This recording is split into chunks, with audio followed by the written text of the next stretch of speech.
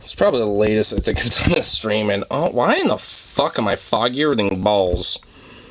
I am foggier than a pair of balls on a humid Louisiana afternoon, I tell you what. Oh, wow, that's a lot better. Oh my goodness.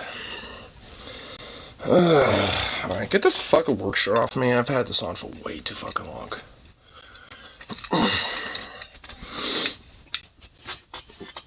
I've even been at work. But a pen just fell. Okay, that's just great. Pen falling off. Excellent. Meh. Shway. Singing up the homies. After work. Just trying to make up for my foibles from earlier this morning. And ended up getting here way later than I thought. But whatever. We'll be here for a while. Well, not for a long time, but at least for a little bit. Because why not? Why not? Be here for a little bit, because fuck it, why not? But, do this.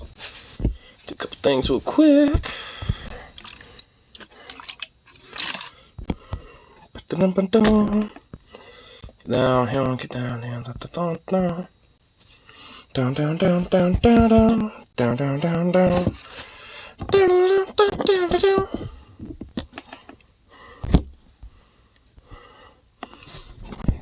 Okay, can we just not fall phone? There we go. I know this will help. There we go.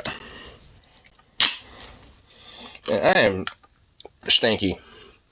My God. Definitely going to be feeling a shower full tonight. That is for sure. Or at least, when I wake up tomorrow. Because goddamn. Like, whew. Get a good workout riding my bike. But basically from, Oaks Park, which is, an amusement park in Portland, all the way from here, within the span of 20 minutes. In an attempt to get Final Call or Brewskis. Just hang out here for a little bit and fuck around and all that shit. Because goddamn. I was kind of gambling on whether, hanging out with the friends or not. And I was like, fuck it. Because I was like, it wasn't super late. And my homies were like, hey, we'll show up at this point, at this area. So, if you want to hang out, let's get it. And I was like, fuck it, let's get it. And I did that. You're blowing nightly chunks? What, mucus or number 2? And don't answer that question, that's rhetorical. That's what you get for eating 2 burgers right before sleeping. I wanted a fucking burrito, dude. The burrito place that I go to... Vomit? Oh, really? Oh, okay, that actually sucks. I'm sorry, dude. If it was the number 1 or 2 or some really nasally stuff, then that would have been one thing. But vomit? No, that sucks, man. I hope you get better. I don't think that's 2 burgers right before sleeping. I think that might be food poisoning. But anyway, that sucks, dude. I'm sorry. Her hugging to John. Oh, man. I'm sorry, man. I'm honestly am, dude. I hate that. Hugging to John. Oh, the old classic. Yeah, I was hanging out with the friends tonight. Yeah, after they, went to the Blues Fest. I couldn't go to that, unfortunately, because I overslept today. And, not because I really went to bed late, but I couldn't go to sleep. I went to bed, but I really couldn't, fall asleep. I woke up at, 5. I went in here to smoke a bowl or 2 and watch something, because I was like, yeah, fuck, I got, 5 to 4 hours until I have to, do that shift. And I found the fucking rat. Yo, Dad. Hey, since you're in here. You, hey. Boop, boop, boop. You, I know you, hey, you, in there. Old man. Pops. Yeah, you. Oh my god, it took too. You know that rat that we thought was not in the garage? Did you get him? No, it's in here. It's still in here. Last night I found it scurrying over here. So I have my live trap over here, which it's not in here yet, but eventually it will get caught now because I have a bunch of nuts in this live trap. And the only way to get in it if it goes into the trap and activates it. So, but yeah, so I found that out last night. So I spent some time jury rigging a little setup over here. And go set a trap out there. We managed to get a bunch of ants, but that's about it. I noticed that, yeah, but you know, the ants aren't gonna get rid of the bait, you know, like in time, you know. So it's whatever. I don't care about that. I don't care if ants get to it. But you know, at least honestly, the ants going to that means they're not coming in the house. So whatever. I'm not really caring about that. But either way, but yeah, so I found that out. So I spent like a little bit doing that, and I kind of like was, you know, having to worry about that. And then I was like, you know what? I got like, you know, 3 hours at this point. I'll take a quick like hour or hour and a half to 2 hour nap. That ended up being like a nap that went until about 2:30. So when I woke up, I just went, fuck. And just like, you know, so a little upset, but I realized that the other closer called in because no one could watch his daughter, so he had to stay home to watch her. And, you know, and so, yeah, like, actually, it ended up being a silver lining anyway, I guess, but it still fucking sucked. Because, like, I could have hung out with the homies for way earlier, would have been here a lot sooner, but now we're at the late night crew. Now it's just, well, I guess you and me, Venom, right now. Because we're pretty much like, it's like, it's either us or, like, you know, Rose or maybe Stoney. Huh? First bandit when you need him. Well, the other Siamese cat has been doing the runs. But I know that at least for one of them, it's still in here. In fact, I knew I was hearing shit in this garage, honestly. For like the last few days, I thought I was hearing shit in here. But I just assumed that it wasn't the rat anymore. But no, that little fucker is still in here. Pissed me off, honestly. That little bitch. Your little slick, sly bullshit ain't gonna last long, you little fucker. I know you hear me. One day, you little bastard, and when I get you in there, I'm gonna stare you down so hard, you're gonna feel every fiber of my soul in your being. I won't kill you, though goddamn do I want to. I'm willing to spare its life if it goes in that trap. If it literally somehow gets in that trap, eats the nuts, and does not activate the trap, I will actually kill it. But, like, if it gets in that trap, then I'm willing to spare its life and relocate it. Put a lid with some water in there. Water? Oh, you're right, actually. Like a little tiny, like, little cup of water. Oh, dude, yeah, because eventually that little rat's going to want something to drink. It's not, well, other than the dog bowl, but there's not water out here. Well, that dog bowl, the thing is, on the way to the dog bowl is that live trap. So on the way to the water bowl, it might want to grab a nut or two. But, to be fair, you are kind of right. Maybe I should put like a little bit of water in there. That's actually not a bad idea. Because it's closer to its little hidey hole over here. Out here, there's no water, so... Well, that's what I mean. They're gonna want water. Oh my God, you're just saying what I'm saying, but like extra lengthy. Capitalism is rich. Wait, what? Hold on. Let me have a bowl or something first. I'm also working like a runner's high a little bit too, by the way. Like, I mean, I literally bustled my way from like a dock by the river near Oaks Amusement Park in Portland from here. And I actually had to go past here to go to get, you know, a little bit more brewskis before the 2:30 cutoff, just so I could come back here and have one more. Because I was still vibing and shit. Yeah, I was like, you know what? I want one more. I was vibing with the homies. They got a way around, so if they don't want to go into the trap, they can go around. Eventually, they'll go into the trap. I'm aware of that. I have like a lot of shit around the trap to where like... You don't want to focus them into the trap, you want to make sure where they can get around it. That defeats the point. Like the whole idea is so like you kind of like conceal the actual trap itself, so the food is like in a little cave almost. I mean, you've seen those like, you know, random videos of like, hey, we're trying to catch like, you know, some shit or whatever the hell, like, you know, trying to catch rodents in someone's yard and use those live traps. I mean, they usually conceal them so they don't necessarily look at it as conspicuous and try to approach it from a different angle and fuck up the trap itself and accidentally spraying the trap. Like, you want them to make it look like it's a little cave thing so they go in it, so when they press the little strap, you know, like activation, it will be in the trap and then, you know, they spring it that way. Because if they fuck with the trap from the outside, then it might spring the trap and then you've just defeated the purpose of trying to capture the damn thing. I mean, at least from what I've seen, I mean, I've seen a lot of people, you know, like, I've seen even, like, videos of how to assemble the ones I got just because it, like, took a bitch and a half to figure the fucking thing out. Once I figured it out and felt like a goddamn idiot, I was like, oh, well, okay. Just, like, you know, they eventually set them up, but still. But a lot of those dudes were, you know, at least putting some level of cover. Not, like, entirely necessarily, but at least enough to where, like, the actual food itself can't be grabbed from any other area besides the entrance of the trap. Which, it's about as close as I can get with that one.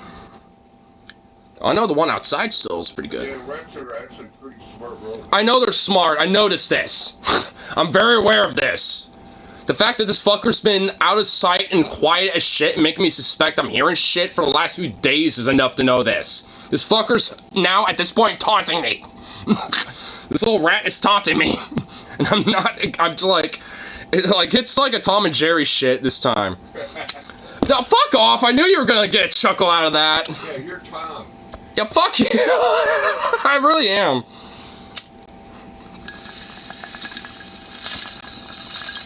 Yeah, them little critters are smart. You, I have a name for this rat. It's gonna be Jerry. That's the name of this rat, Jerry. Damn you, Jerry. That's her name now. I'm half tempted if I capped you to, like, make you my pet. Like, honestly, at this point, I'm about half ready to make, like, a little, like, enclosure for it and be like, alright, we've had a war, but now I have you now. And you're gonna like me. Like, I'm half tempted to just, like, make this fucker just, like, stare me in the soul and be like, I will tame you. Set up speakers in Ignorant's house to play mouse sounds at random intervals. If you did that, I would actually, like, murder you. I would actually hurt you in very severe ways. Like, don't do that, I swear to God. No. Owl fucking toilet bowl. How did the toilet bowl hurt you? How does a toilet hurt you? How's that work?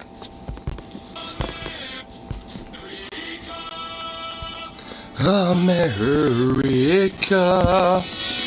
America, fuck yeah! Coming again and save the motherfucking day! Yeah, America! Fuck yeah! Terrorist, your game is through, 'cause now you have to answer to America! Fuck yeah! So lick my butt and suck on my balls, America! Fuck yeah! What you gonna do when we Come for you! It's the dream that we all share. It's the hope for tomorrow.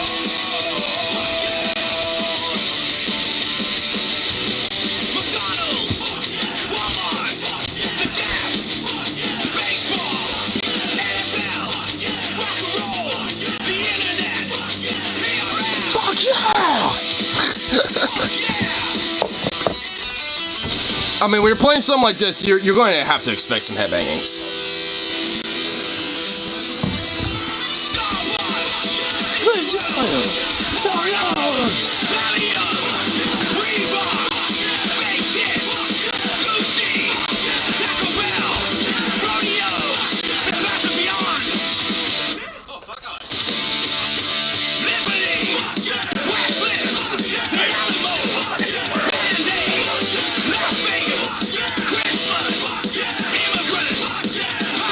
loved that when I had that crank that kind of like clear out my screen and pulled it to the stick in my ticket.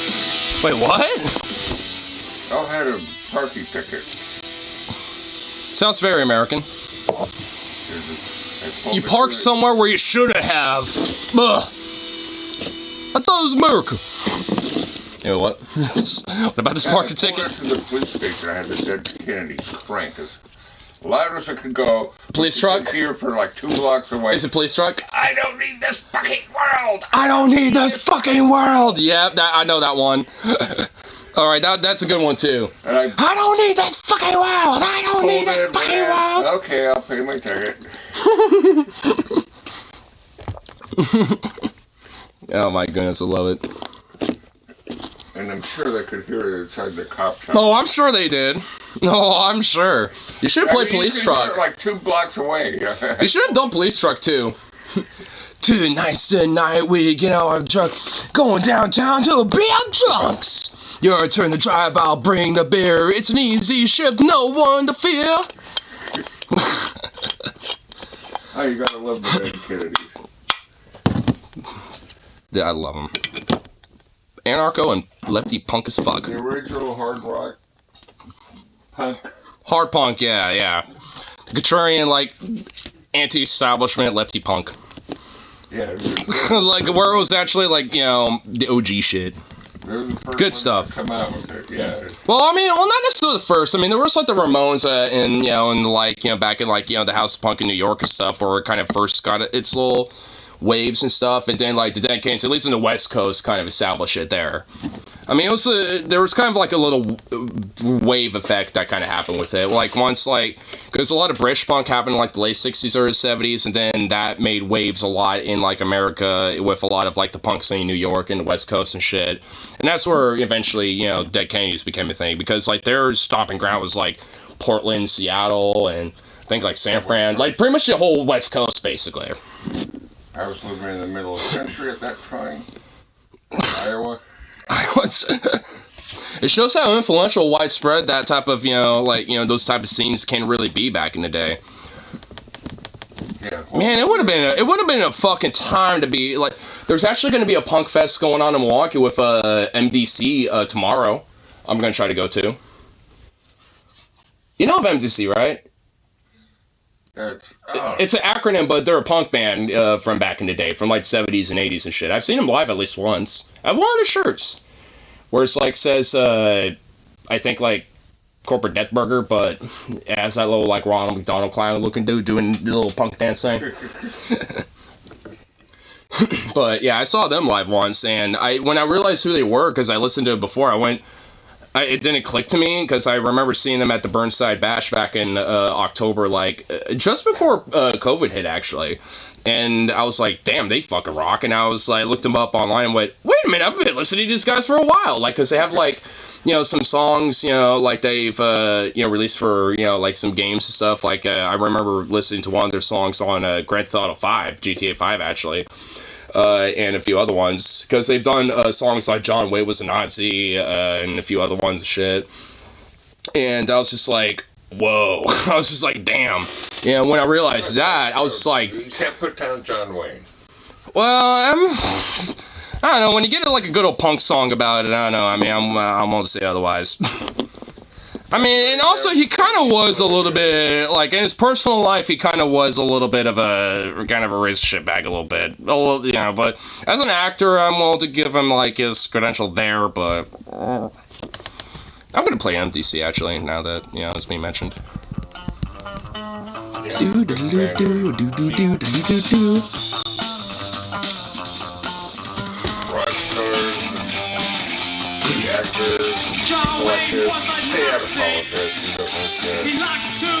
I mean, a lot of music, especially punk, was very political, though. Like, Sex Pistols, MDC, like, their MDC means millions of dead cops. Like, they were very fundamentally against things like that. Dead Kennedys, too. I mean, like, a lot of music ends up being really very political in a lot of ways, depending on which bands, you know, you see.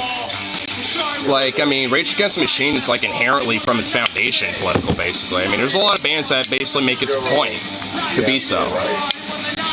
Hmm? Wait, one more time? Well, yeah, he's the vocalist for Dead Kennedys. He also has his own music project, Joe Biafra, and the Guantanamo-based School of Medicine. Yeah. That's literally the name of his little side project nowadays. It's pretty good. His mom was a librarian. Yeah. His mom was a librarian. Yeah. Just like, okay, that's opposite sides of the spectrum here. Well, the thing is, though, I mean, if you think about it, not necessarily, because what's like the biggest place for, you know, free access of information, free access of all sorts of different knowledge, art, culture, and stuff like that? A library, a public library. I mean, you know, so he probably was exposed to all sorts of different aspects, perspectives, culture, stuff like that, just in the virtue of literature and art. I mean, and also he has a YouTube channel still that's somewhat active, and I mean, you know, and I could tell he's a very well thought, like, you know, very, you know, like, well read type of dude. I mean, honestly, in a lot of ways, he's kind of well, yeah. I mean, nowadays, like, I mean, if anything, he's kind of mellowed out from his more anarcho, kind of like punk, you know, years and shit, but, you know, he still kind of holds it true to his heart to an extent. He has to be like a million years old by now. I mean, he's not, I mean, honestly, you know, for how old he is, I mean, he doesn't look too much different. He just looks kind of pudgy.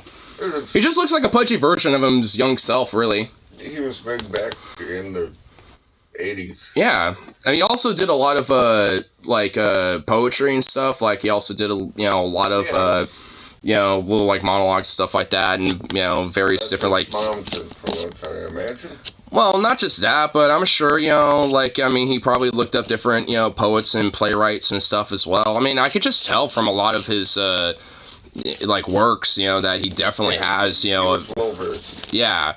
I mean, that's what I love about, like, a lot of, like, kind of metalheads and punk types, because you wouldn't necessarily see it on the surface, but a lot of them are legitimately really well versed in all sorts of the arts, and that's what I love about it. It's just, like, they, you know, and I think a lot of why they, you know, have the aesthetic that they do is just because they are trying to prove a point that, like, to have such a well-versed, like, significant, like, impact or cultural significance and stuff, you don't have to be, like, you know, the traditional norm. You could literally go against the grain and go against the, you know, what is traditional. If anything, be a shock, you know, to that, and also be kind of a controversy in a way.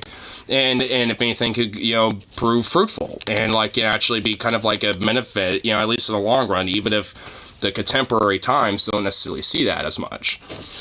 Yeah, there's nothing like pulling into the police station cranking it down, yeah. Because back in the day, you know, like, that was, like, basically being counter, you know, to the whole, like, you know, grain and shit. You know, so, but, like, nowadays, it's just kind of seen as, like, classics now at this point. But, like, back in the day, it was, like, what was pinnacle. Yeah. The libraries publicly funded? They are. Pack a wife. I mean, it's like a pretty sure... Unless there's, like, private libraries, I guess. I'm sure there are, but... I'd be okay if libraries start trying to feed it. Wait, why? Fuck that. No, they should be... Wait, oh, is that what?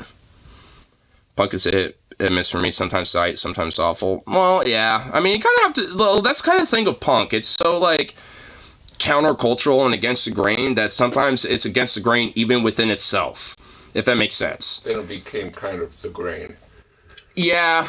And also, like, a lot of the, you know, like, early prodigies of what became, like, you know, punk and stuff, like the Sex Pistols, for example, like, they end up becoming a part of the grain, too, you know, like, because I forgot his name, but, like, actually, honestly, like, a lot of the members of the Sex Pistols, like, they were very influential, at least at the very beginning, when it came to the British punk scene, but they were kind of legitimately a little bit, like, you know, frauds and sellouts in a way, at least to an extent, because, like, in a sense, when, like, the British punk scene needed them most, they basically kind of said, kind of fuck it, and kind of sold themselves out a little bit.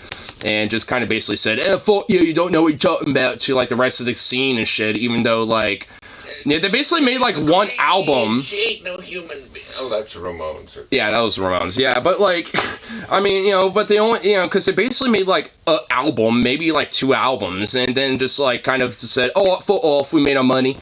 And just kind of dipped. And also, like, the main vocalist dude is, like, at this point, like, a hardline conservative. Not just, like, a moderate dude, but, like, full-on hardline type of guy. Like, you know, from the original Sex Pistols. So it's just, like, it's like, man, goddamn.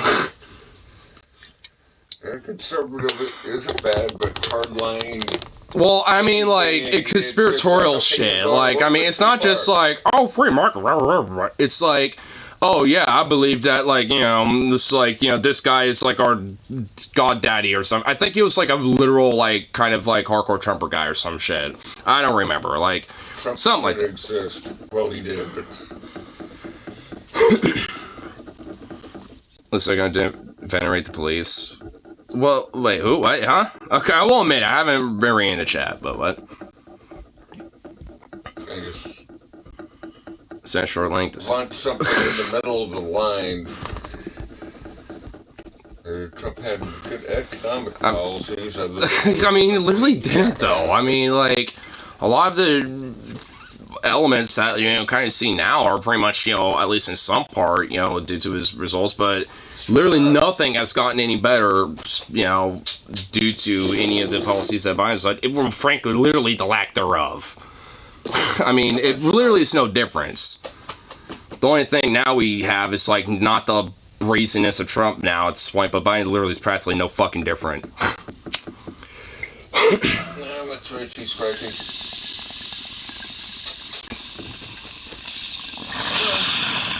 So far for arm reduction. Come over here, say hi.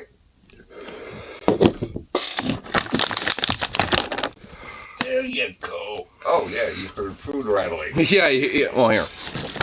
Gotcha. Here.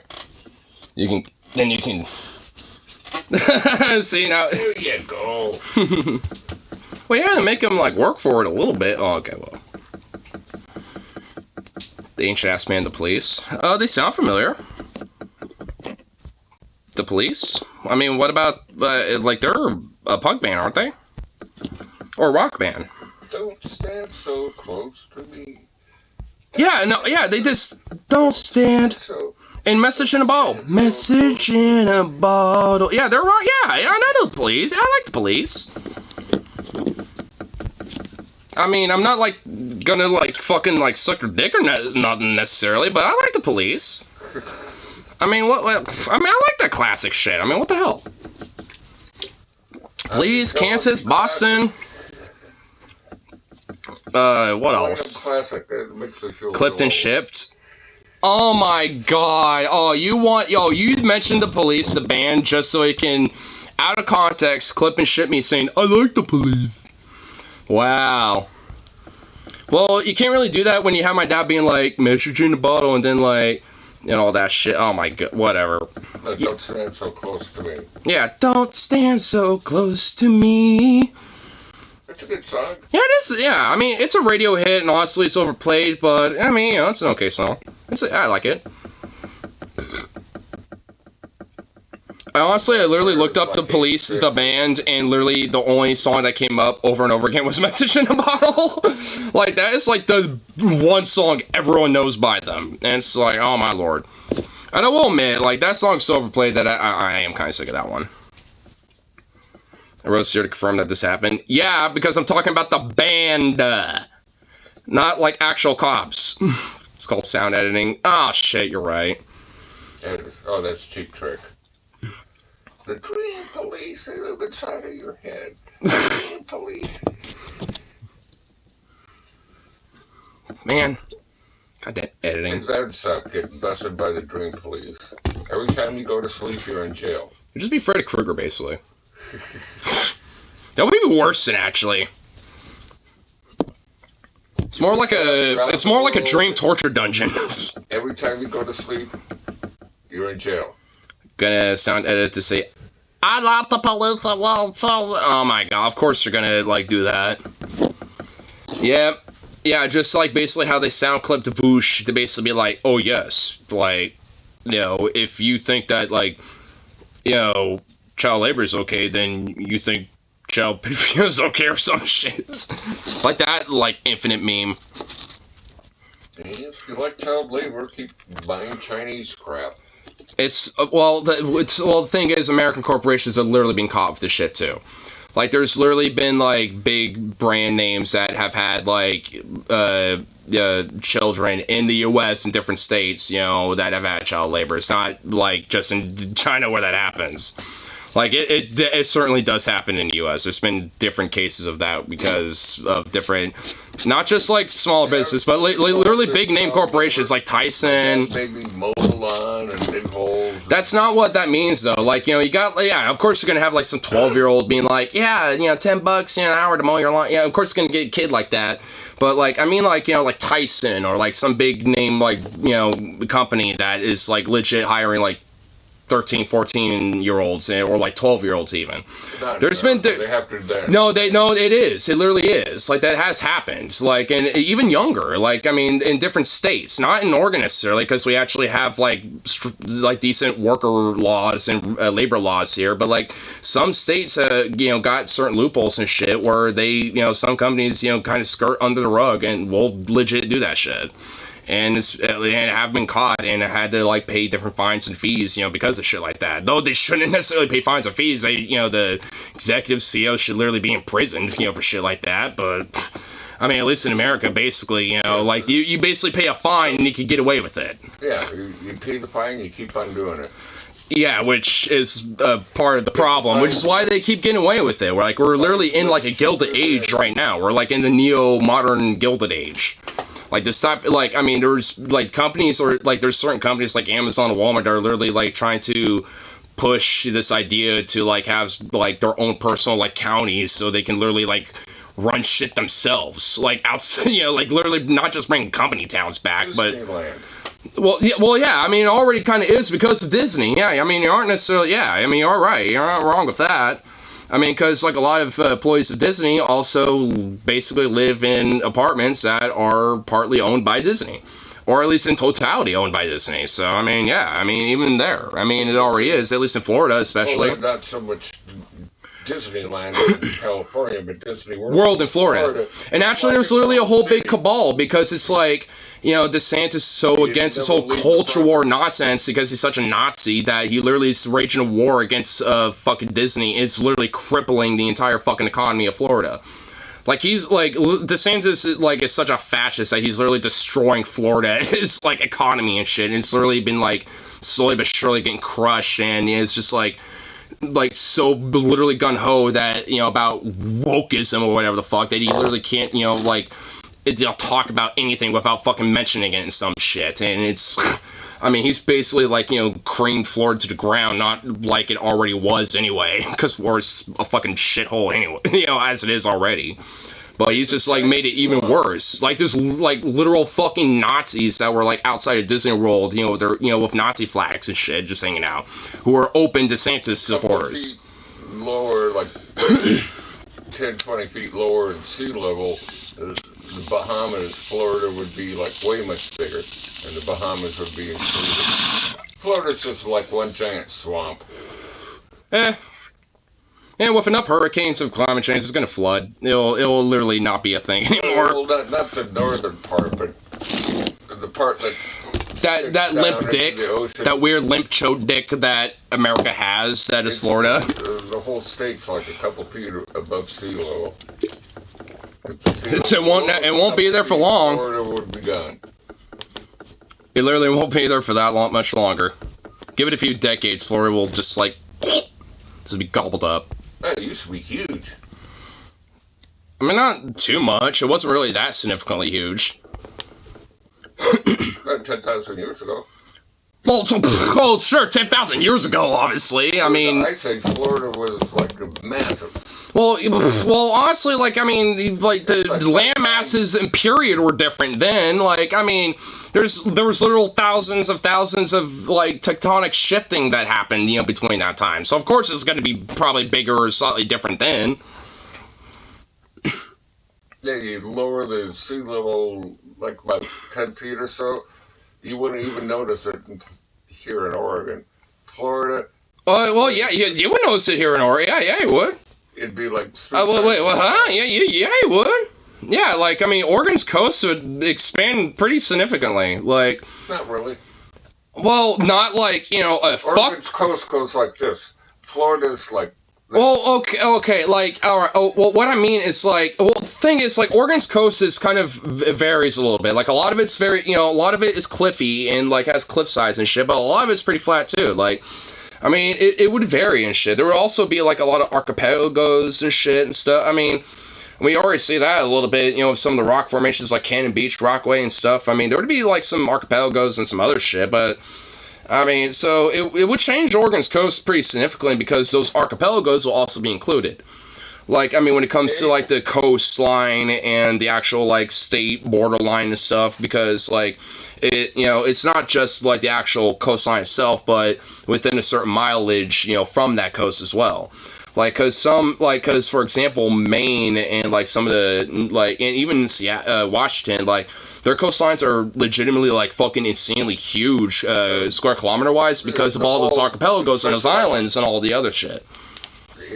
Because places like in Maine, they have small-ass islands, but, like, with Puget Sound, you have all those big islands and even small islands in between all that. Yeah, that's what I mean, yeah. And even, so if, like, the sea level were to, be, like, 10 feet lower than it was, like, Oregon would have, not a lot, but, there would definitely be at least, some level of, like, slight archipelago, like... That's very little. Oregon's, it goes from mountain to ocean. Well, yeah, I mean, a lot of that's because of, like, the Rockies and the Cascade Mountains and also the coastal mountain range. I mean, there's a lot of variable, yeah, there's geography as to why that is the case, but, I mean, but that also kind of would, at least in some part, prove that, like, it would be a very rocky, coastline, too, to an extent. Like, it would look a lot more like Rockaway or Cannon Beach would basically be a lot more of the entire Oregon coast, at that point. And Rockaway and Cannon Beach would just be gigantic fat fucking rocks in the middle of the beach, basically. It'd actually be kind of cool to, like, go up to the Rockaway Beach rocks, that are way off in the distance. Like, if the coastline went up to that, that would actually be... Wipe right out there. Well, you can now. Rockaway Beach? No, you can. Well, not Rockaway. Cannon Beach, you can. Like, on low tide, you can go up to the rocks up by Cannon Beach. But, like, Rockaway Beach, like, those rocks are, like, at least, like, a mile away. Like, there ain't no way you can fucking walk up to that shit. Fuck no. Like, Cannon Beach, yeah, but, like, Rockaway? Oh, hell no. You would have to take a little raft or something up there, and even then, you'd be an idiot to do that, because it'd be insane. Like, I mean, no one goes over there. Like, drop the sea level by 10 feet. Oh, if you dropped it by 10 feet, you could, probably, but, like, I mean, before then, I don't know. If you did that, we'd be covered in ice, but anyhow. No, well, not really. Well, no. The water has to go somewhere and go to the poles. Well, yeah, but we wouldn't, like, I mean, a lot of the mountain ranges would feel that. Like, we specifically wouldn't. Like, we would definitely get a lot of snow in the fall and winter. Come out of the mountain ranges, but you get down in the lowlands, you get like a mile-thick sheet of ice. No, well, not with like that. I mean, like, it would be during, like... It'd be like it used to be. Well, that would be a little more significant, I think. But, like, either way, it's not like that would ever happen anyway. It's literally going the exact opposite direction, accelerating further in that direction anyway. Like, sea levels are rising and shit, and glacier, ice melt is accelerating at a faster rate than it has. Like, I mean, so... I mean, it's not like that shit's gonna, turn around anytime soon anyway. So it's kind of a moot point, but... Yeah, what precedent was that? Shit's gonna be flooding more so than receding. The comedian just... who was that he said that about? One of the presidents. I think it was Reagan. Oh my fucking god, like anything needs to be taken seriously. To what it used to be. A vast wasteland covered in a sheet of ice. Yeah, you wanna do that is, like, not... throw pollutants in fucking air. Like, I mean, that's, like, at least one way to not just, like, do that. Or at least one way to do it, because, like, goddamn. Imagine pumping endless, like, emissions in the air is not exactly helping with that. Because I'd rather have, like, sheets of ice everywhere. I'd rather be, like, the Nordic, mutt that I am and, like, live in the glaciers and the tundra. Yeah. At least I feel more at home. Fuck the heat. You want to come up here? Apparently you want got any horses? Back to the north. Okay. Venom, why do you have a weird fascination with horses right now? Should I be concerned about you, Venom? And I thought you have horses right now. Like you're still like on your property, right? Like so you still have your horse. Why you asking here? Like what's up with you? You've been mentioning horses lately. Do you have like an affinity for them? Do you have like some vibes that need to be questioned about here, sir? Are you feeling a little marish or something? What's going on here? Like I mean, so what's happening? Like. Well, this is not the first stream I've seen this happen. This has, like, been the last few streams. Watching too much Voosh. Dude, I watch Vosh, too, and, dude, like, he doesn't mention it that often. So it's not an excuse. In fact, I don't even think he has mentioned it any time recently. I think the last time he's mentioned any of the quote-unquote allegations, it was basically about that, like, you're against pedophilia, right? Yes. Well, then you have to be against child labor, right? Well, then you can't like say you're against pedophilia if you're okay with child labor. Then blah, blah, blah. So it's like, I mean, he made that thing, which, I mean, at least how he said it, sure, was poorly executed. But I mean, his point actually is not wrong. Like, yeah, if you're against pedophilia, then you should also be against child labor because that's still exploiting a child, right? So exploiting children is bad. That's the whole point. Like, so whether it's child exploitation of labor or child exploitation of, sex or shit, it should literally be bad across the board. That was his point. But people literally want to misconstrue that as him somehow endorsing pedophilia or some shit, which is literally retardedly insane. It's literally the opposite. It's the exact opposite. In fact, it's expanding on the antithesis of that idea. I mean... the tiny hands can reach the machine where adults can't reach. Well, hey, you want to know what you do? Advance technology so that you have tools and tech to do that instead of little people. Because you don't need children to do that shit. I mean, we have tools that can easily do that. Or automation or whatever the fuck. I mean, literally anything. Yeah, lots of the stuff, the tools won't work. That's what we have Mexicans for. Oh my, dude! Like half of the jobs that like immigrants do anyway, Americans want to fucking do for like even the most like best wages and benefits ever. Like I mean, a lot of like the things that Hispanics do, I fucking goddamn. Like, I respect. I commend them on that. Most of the stuff they're talking about is like harvesting fruit or something. You get paid by how much you bring back. Stream bans. It wasn't me that did it, okay? Oh my god. You get like however much, like $10 a bushel, and you bring back a bushel. It's. I mean, it's not necessarily. Well, that's like for the actual farm owner. Like, I mean, he still has to pay the salary of the laborers that harvest that shit. I mean, like. They, basically just get, like, the salary cut of what that is. Like, the actual farm owner is what, is who deals with that predominantly. Like, the people that... Most of it's not salary, it's... I mean, it could be hourly. I mean, I don't know how it all specifically works. I'm not a farmer, obviously. You bring back... You go out into the fields and you harvest berries or apples or whatever. You bring back a bushel of stuff you picked. And you get so much per bushel. So well, that's like more about I mean, that's like farmers market stuff though. I mean, like when it comes to like mass farming, like industrial farming or like more like corporate industrialized farming and stuff, it's like a whole bigger scale than that though. I mean, that would be like for if you have an industrial farm, you can't get away with child labor. Well, I mean, a part of what I was mentioning from earlier, some of them have. But like when it comes to like meat processing or like the food processing, some of them have gotten away with that. Like Tyson is agricultural industry and shit, and they've been caught with the shit. Like weeding the lawn, you got paid like stream down F. No, it ain't. Like 2 cents, I think it was, a dandelion. So we'd go out in the yard and weed out all the dandelions, and you got like 2 cents a piece.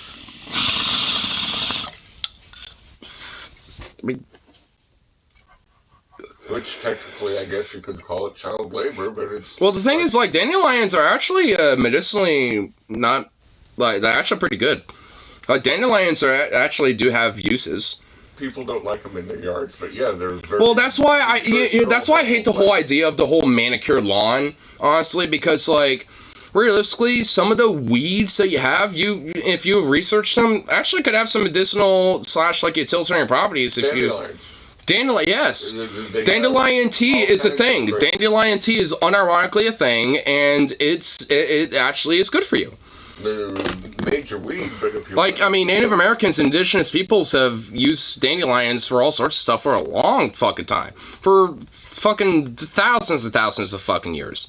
And Europeans, too. I mean, like, because dandelions are what? Like, I mean, literally all over the place and shit, so... I think dandelions came with the Europeans. Oh, yeah, I think you're right. Yeah. But, like, I mean, when they were introduced, I think, Native Americans noticed it and realized that they had properties, that were good and used it too. But, like, yeah, I think the Europeans were the ones who, brought it along. But, yeah, I think you're right, yeah. But they're good for you. I mean, it spread like wildfire. I know from experiences. Yeah, I mean, it spread like wildflowers. But, like, I mean, all in all, like, it actually is not bad. Milky sap and stuff. Ancient ass humans used plants for medicine. We evolved our understanding since then. Well, no shit. But the thing is, though, like, here's the thing. Like, I mean, when it comes to, like, herbal medicines, like, it shouldn't necessarily be totally discarded, in my opinion. It should just be, like, something that should be understood as, like, it's something that it should be part of, like, the idea of, like, your broader, like, diet or something. It shouldn't necessarily be seen as, like, actual medicine, in my opinion. Yeah, like, if you got, like, a hot toddy, like, a lot of, like, a hot toddy, right? Like, it's like honey... Yeah, my dad was a big fan of hot toddies for the bodies. Yeah, because, like, if you got a cold, or you had a flu or something, it was, common, it was a common thing back in the day. Yeah, I mean, he's just confirmed it. Like, it was a common thing back in the day where if you were kind of feeling under the weather, you would have a hot toddy, and it unironically would actually help, with your general health and help you get better. And that is actually kind of true. Like, I mean, the properties of the whiskey and honey and having it all warm and all that, like, actually does have medicinal effects for you in a weird way. Like, it's not something that you should, obviously drink commonly, but if you do it as kind of a medicinal drink, it actually does have some benefits for you. The term hot toddy, because you had to get the honey hot in order... My mom made me, mom used to make me maybe a little drunk with a little whiskey, and so you kind of know what a hot toddy is too, Venom. So yeah, I mean, the idea of a hot toddy, like, I don't think, did I ever have one when I had a cold or anything? I'm pretty sure, like, I'm not sure. Maybe. I feel like I did once or something like that. But, like, because the idea of, like, cough syrup, for example, stuff like that, the reason why it has at least a little bit of alcohol is because at least, like, especially when it's warm or at least room temperature, so to speak, like, the reason why it has at least a little bit of medicinal property is that when it is combined with all these other, ingredients, that it does at least help a little bit. Yeah, I always did the different... Especially with honey. That's why honey whiskey is, like, legitimately, like... At least for a lot of people, kind of something that's sought after in a lot of ways. Because, like, a lot of people, like it because it makes them kind of feel warm and actually makes them feel good. My throat's all messed up. Just... Have a little hot, yeah. Do a shot, and then you have to heat it up, and then do a shot of honey. Yeah. I mean, it's basically kind of equivalent of hot... Whiskey will clean... Basically burn everything out of your throat, and then you do a shot of honey, and that'll... Well, that's kind of the whole idea of the hot toddy is basically it's kind of binding the two and just kind of doing it at once. I mean, it's kind of the whole idea. But that, but either way, that's the reason why, I mean... Separately, but anyhow. Well, sure, yeah. But, like, I mean, doing it separately has a slightly different effect. But that's, either way, it kind of gets a somewhat similar result. I mean, but that's kind of, the point being that, like, certain... Separately is better. I'm sure it probably is. Clear all the mucus and crap out of your throat. Yeah. With a shot of whiskey, and then you do a shot of honey. They don't coat your throat down. Yeah. Coat your throat down and take care of the pain. Nice. It works real good.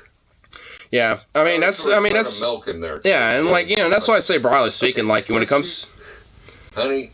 Yeah, and that's why I say broadly speaking, that's why, like, medicinal herbs and stuff like that, it shouldn't really be frowned upon because, like, I mean, it has its place, but it shouldn't be seen as a cure-all or anything like that. It should just, either be broadly seen as like a more healthier supplemental element to your diet. Kind of like, I don't know, like a vitamin gummy or something like that, It should be kind of seen as something like that, in my opinion. Like, it's like, some vitamin gummies or like a supplement in a way. It shouldn't really be seen as like the end-all be-all for things. And that's why, like, when you get like the weird, like, herbal medicine, crystal moms or whatever the fuck, basically, like, putting their soul to it and shit or whatever the fuck, it's just like, they're taking it way too far. Like, because modern medicine obviously has made a lot of advancements where obviously a lot of herbal medicines and shit just obviously cannot treat whatsoever. But, they refine them and produce them industrial, it's still the same herbal. I mean, it's in a pill. Yeah, I mean, sure, yeah, I mean, to an extent, yeah. Cough syrup or something like that. Yeah, I mean, also when it comes to things like, cocaine, for example, you have like more synthesized and more artificial things like lidocaine, things like that. Yeah, like cocaine, you have the coca leaves. Yeah, coca leaves. Yeah, exactly. That's what I mean. Or like opium when it comes to poppy seeds, things like that. In Central America, they eat coca leaves. Yeah, they would chew on coca leaves to kind of like basically the equivalent of like a caffeine stimulant almost. Too. Yeah, kind of give you a slight little like. Basically the equivalent of a caffeine buzz, but not like a full-on, like, I'm buzzed out, whatever the fuck. Well, yeah, you don't do that much. Right, yeah. Because there was so little, like... You do a line of coke, now it's just like a week's worth of coca leaves you're chewing on all at the same time. You're right, yeah, exactly. But if you just chew on the leaves, if you're harvesting at like 14,000 feet or something like that, you can deal with the high altitude. Yeah. Honestly, a lot of, like, in South America, especially, like, the Incas and shit, were so fucking, like, in a way, frankly, like, just unironically kind of superior in some instances. Venezuela, somewhere in there, this side of South America. Yeah. Crazy. You have the death road that's, the pass is like 14,000 feet. Yeah. It was actually kind of crazy. It's a huge flat area. I've seen a show on this, a huge flat area. Mm-hmm. And they're just like, they give you a bag of coca leaves. Yeah, like a lot of the... Adjust your vehicle so it can... Well, yeah, like a lot of... No oxygen, because there's no oxygen. Well, the thing is, like, a lot... Well, because a lot of them are, like, Incas as well. Like, I mean, the Peruvians and Incas, like, because a lot of them had their civilizations literally up in those, like, Andes and shit like that, like, those high altitudes. Yeah, your vehicle can run, and you can run, because you got... Well, they didn't even have vehicles. They would just literally, like, be running up there and shit, just on their own. Like, I mean, because it was, like, a tradition to, like, be running up these, like, mountainsides, stuff like that, and do so in, like, record times and shit. Trails, just, like... Intricate trails. There's actually, like, on our... Like, I'm not even kidding. There are bridges that are literally, like, hundreds and hundreds of years old, out in the Andes that are still usable and still are in relatively good condition to this day because they were, like... damn masters at engineering and shit. Like, I mean, the Incas... Crazy thing about the... You have a big rope that you walked on, and then two you hold... It wasn't just... Well, I mean, some bridges are like that. Some massive gourds, and just like, holy... Yeah, I mean, some bridges were like that, but not all of them. Some of them did have, like, like a full-on wooden, plank, platform stuff. I mean, not all of them were like that, but, I mean, you are kind of right. Some of them were... Bridge, you have, like, two up here to hold on to, then two, you had the planks across.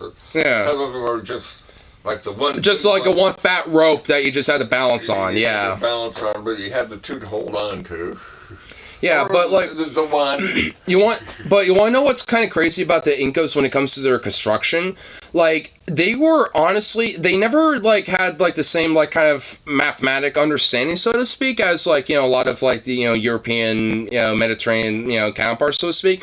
But they did have, like, a master of mathematics in a way, despite that. Because, main reason is, like... Astronomy...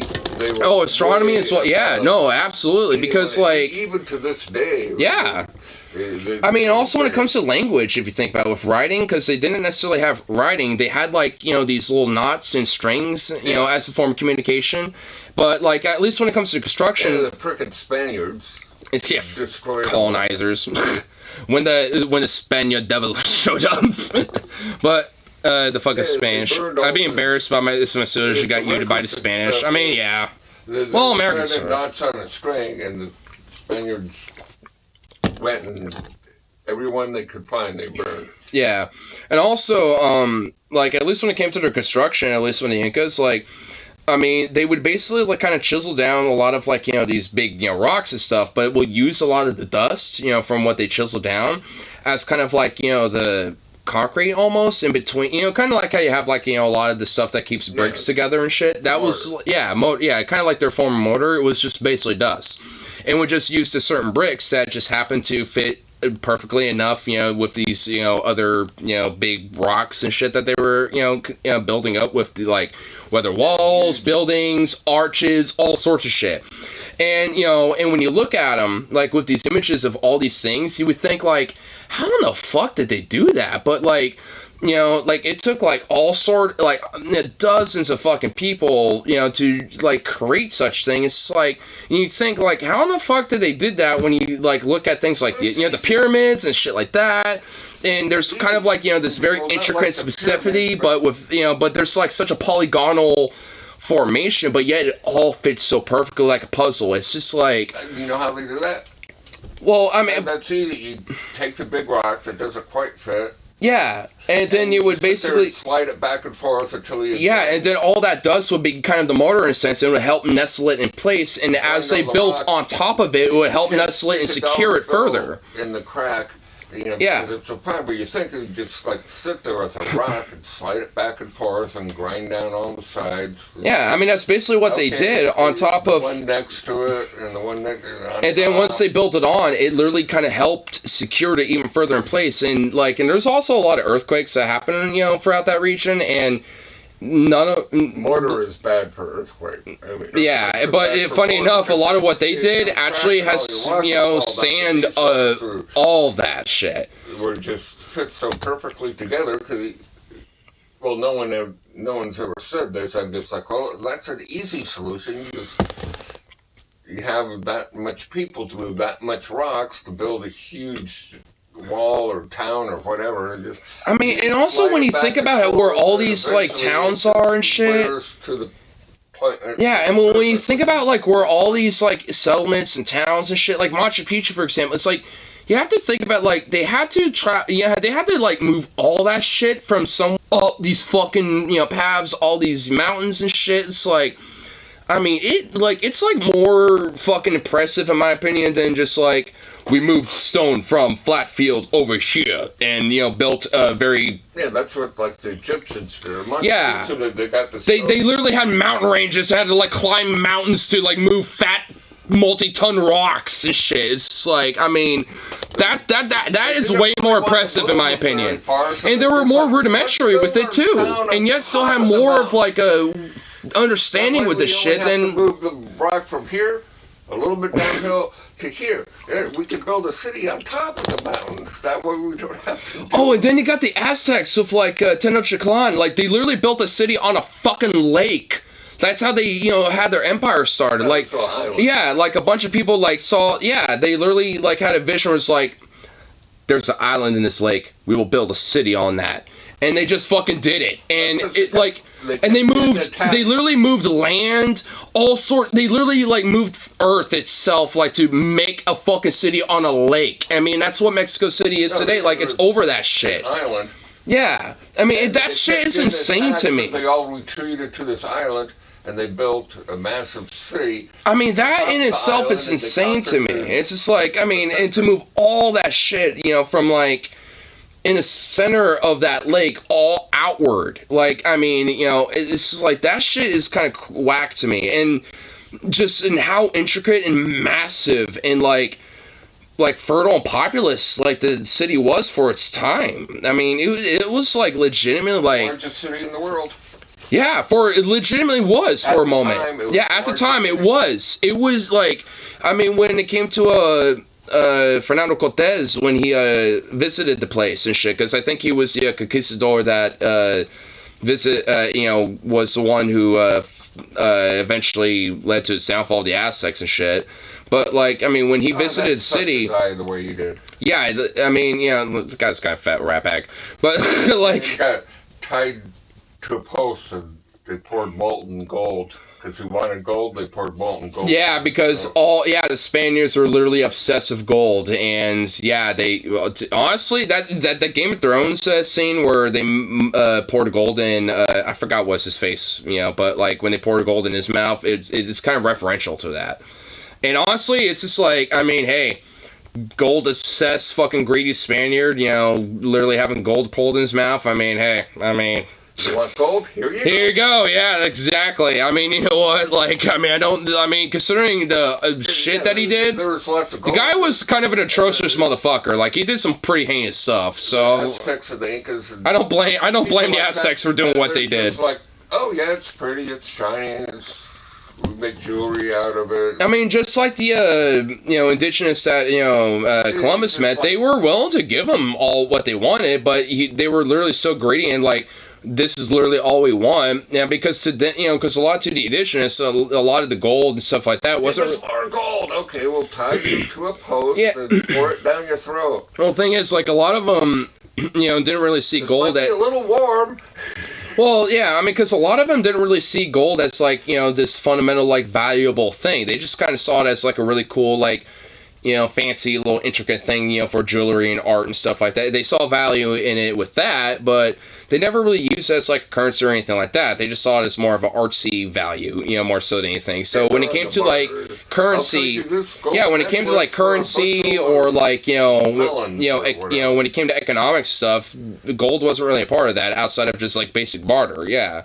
And, so when it came to the conquistadors, the Spaniards, and, when they came over, like, and that's all they basically fucking wanted, because a lot of the reason why they came over to the Americas in the first place was, at least initially, to go into India. And because of that, like, they just wanted, gold and a lot of spices and stuff like that. And when they, showed up to the Americas, like, they were like, well, we don't got spices, but there's a lot of gold and a lot of other shit, so we'll take this instead. And that's basically what happened. Things that came from there. A number of them, they had corn. Tobacco, I think. Coffee. Also had coffee, chocolate. There's a lot of actual value, and also fur. Because beavers, like the European beaver was actually going extinct at the time, and there was obviously the North American beaver. And, so fur trade was a very luxurious thing, especially when, North America was starting to be colonized by the British and the French. No, it's not the beavers. They're just saying the beavers were invasive species, but I think they were already here. No, there's two different species. There's I think there's more, but at least the two main ones, there's the European beaver, and then there's the North American one. So there's beavers in Europe and in North America. So, the reason why they actually started harvesting a lot of beavers here was because the ones in Europe were starting to go extinct and they're becoming rare. One was tomatoes, which became very popular. Yeah, I remember that. You also had pineapples that were outlawed in Europe.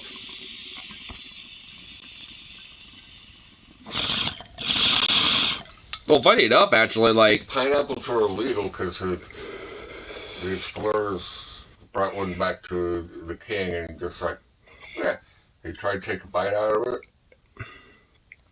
Well, actually, funny enough... Pineapple, the real bristly... Well, funny enough... Well, actually, he tried to take a bite and he ripped the hell out of his mouth and just well, no more of these in my country.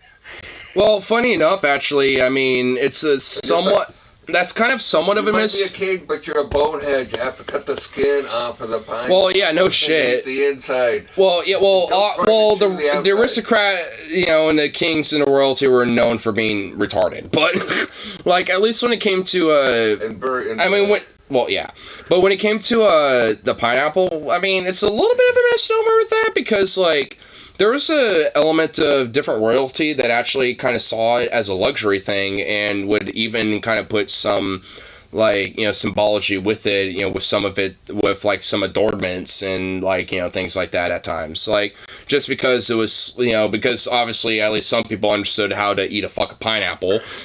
So it's just so they also, and because of how delicious it is, because pineapple itself is dank as fuck. we'll cut the skin off, but the inside's real good. Yeah, I mean, you know, so Come on, like... get a clue, you bone it. You know, you can't say that to the king. But Well, yeah, exactly. Yeah, that's why you have the Yeah. jesters. Yeah, I mean, because, you know, like, because there were, you know, at least certain levels of royalty that actually, at least, you know, in different, you know, kingdoms and different places, you know, that actually kind of revered it a little bit, you know, just because there's, like, legitimately, at least, you know, in some places, like, I think in, like, France and Germany and, like, in UK and some other places, where you can see, at least, you know, in some royal, like, adornments and ornaments and stuff like that, where... You know, not often, but every now and then you might find a pineapple. You know, and the reason why is because when they discovered it, they realized how amazing and delicious it was, and, you know, kind of saw it as kind of a luxury royal item, you know, because of how sought after it was, because the average peasant obviously couldn't afford something like that at the time. Oh. You can't go to the king and say, "You're an idiot. You have to cut the sharp, pointy skin." Which kingdom was that? Was it Spain? Like, because honestly, from what I read up about that, like, I don't. think it was Spain. Yeah, I think it was, because honestly, like, The king's just like, you know, the people, wasn't that Habsburg fucking guy where he basically had to have a bag over his head for women to try to fuck him because he was so deformed? Was it that guy? Nah, probably not. But I wouldn't be surprised. The Spanish royalty and the monarchy of Spain was so goddamn deformed in Habsburg. But he didn't have women. He just got stuck on this island with a metal mask. I'm talking about, like, the king that was literally so Habsburg jogged and deformed and shit. Like, I think that's a different king you're talking about. There was another one who... he never became king. It was supposed to become king. Well, this guy the one... mask on him because he was so ugly. Well, the guy I'm talking about was a king. Exiled him to an island. Well, the dude I'm talking about literally was a Spanish king at one point for a while, but he was literally so deformed because he was a part of the Habsburg line, and so inbred and fucked up that, like, he was infertile and couldn't provide an heir and was literally just, like, well, deformed and shit. Yeah, like, don't have sex with your sister. Well, that's why having pure blood is actually bad. Like, I mean, being a peasant back in the day was actually better for you. Yeah, you didn't. At least you had better immune system and weren't inbred. At least there was that. You didn't grow up all deformed and inbred looking. Yeah, no shit. I'm gonna take a piss real quick. Yeah.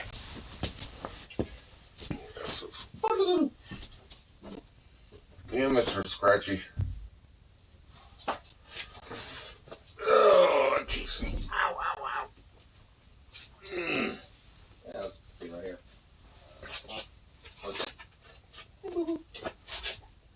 Don't try to eat them off. Eat fruit. No, mine's are good. Right, you're missing. You up there. See, mine's fly. There's right in your face. There's nothing wrong with them off. Go after like a house fly or something.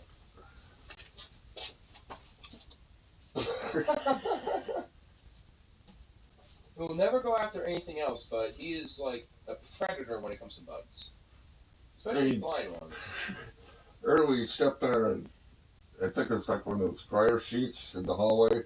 Uh-huh. And it's just like...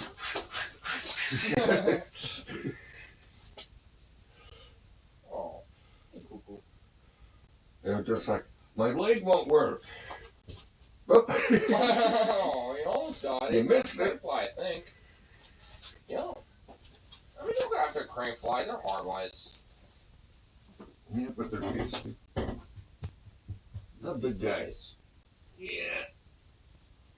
Yeah, that's good food. Keep the bugs out of the house. Oh, speaking of crane flies. Yeah. No, it flew away. I saw it go up there. He was a good boy. That's true. Crane flies, for being so slow, and they just like, you try to grab one, and they're just like, I know. It's just for being such a slow, sluggish bug, they can be quick if they want to. Oh, yes, hello. Aww. Yeah? He's giving you a lot of loves. At least you don't have them razor-sharp claws like the cats do.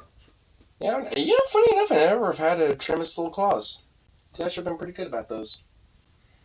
Oh my god, goofball. What is this? What are you doing? Reach out and touch somebody, huh? Yeah, you're getting lightheaded. You goof. Hey, you're a heavy boy. You're just a heavy boy. Oh. Still chasing that rat. Kind of. I have a live trap right there. I moved it from outside to inside, and I've moved a bunch of random shit. That's why it looks dirty over there, to kind of conceal it slightly. So it can enter the entrance of the trap. Yeah, I was going to see if I can nab the rat yet. Probably not. Well, it's not in there. It's out here. Last night, I saw it scurry away over here. Like, before, you know, because I was trying to go to bed last night to do some, you know, the barbecue shift. They've always been here. We just haven't had rats around the house as much, thanks to Bandit. Well, the neighborhood cats have been helping around with the ones outside, because the ones outside haven't been around that much. Yeah. But the one in here is still in here. Just pissed me off, man. Like, last night, Because thing is, like, obviously, if... With the trap, I had one out there. Well, I got 3 traps. Well, one of them's in my room still. I have one, obviously, right over here, and the one that you set out by that door is still over there. And none of them have been hit. And my live trap the one I set up out there in the yard, nothing. This one, not yet, but I just moved this in here last night, so I'll give it a little time.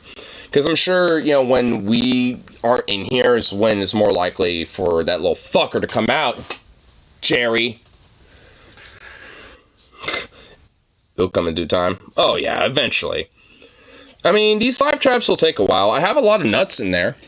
So, it will get there. Eventually, it's going to want food. Peanut butter. Well, they are peanuts. So, okay. Yeah. Here, I want to see this. Ignore with the rat. Is it a Tom and Jerry skit? Tom and Jerry skit? Give me the power. Yes. Give me power.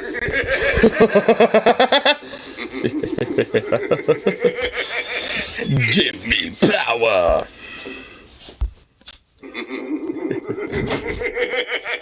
Give me power. Yep, that's gonna be me, dude. When I catch that fucker, dude, I will actually hold on to that little guy. I will hold on to him with my bare hands. I will, on stream, stare him in the face and be like, "You fuck, I have you now. I have you, and you can't escape." The unibrow sells it. I know. I love it, dude. Man, what I really hate is that, like, I fucking almost had it so many different times when it initially was in here the first night. That's what pisses me off. Like, I hate that. Like, fuck. That little fucker's in here, man. He's like either over here or over there or something. He's like in this, like, I hate it. It actually annoys me. And every now and then I have heard, like, now that I think about it, I know that fucker's been in here. For sure. And making noises that I thought I was hearing shit. But no, the fucker's actually still in here. It's like... It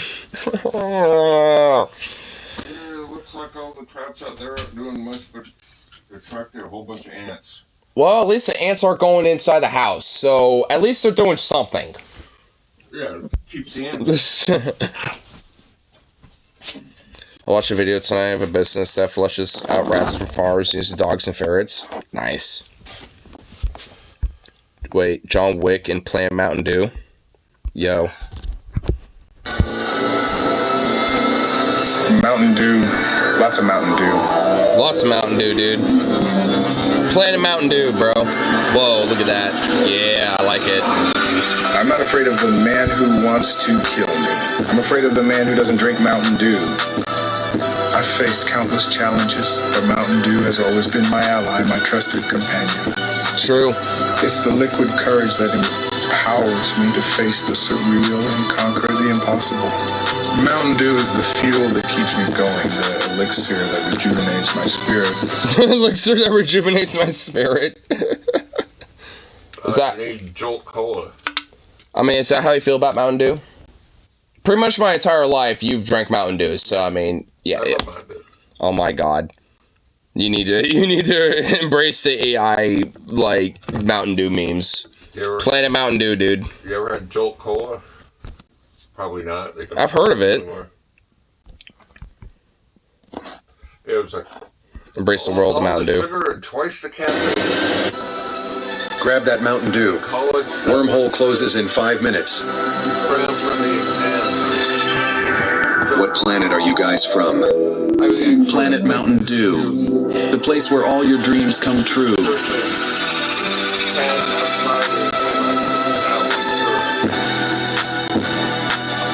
What? I'm vibing over Planet Mountain Dew.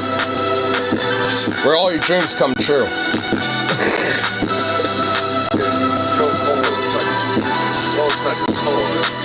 I mean, funny, I actually have heard of Jolt Cola.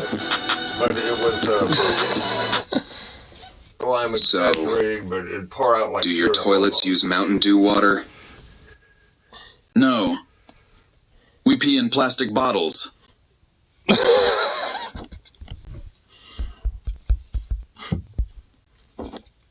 Music's a bop. Dude, it really is. You want a good drink, it has to come in glass bottle.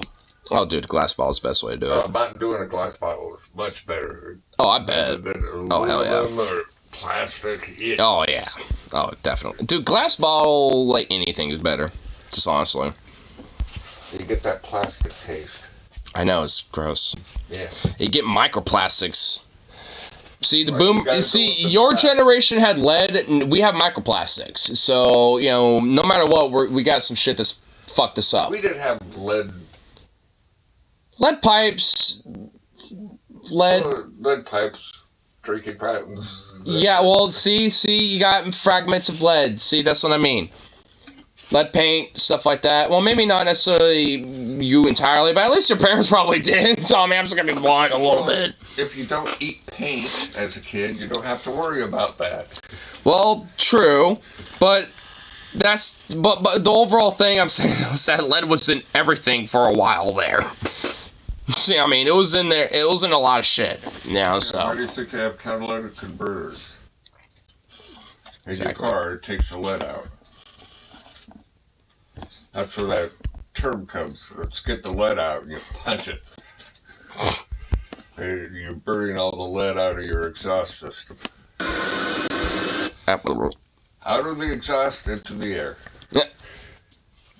because lead in the air sounds better.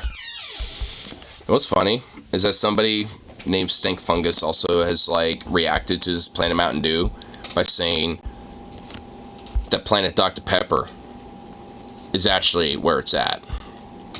I'm not even gonna lie, this shit bops even harder. There's only one true faith, one sacred elixir, and if it's neon green, it'll get the guillotine. If it's neon green, it'll get the guillotine, dude. That goes hard, actually. Come, my brothers, and pray to Dr. P. Fear not. Pray to Dr. P. Quench your thirst with me.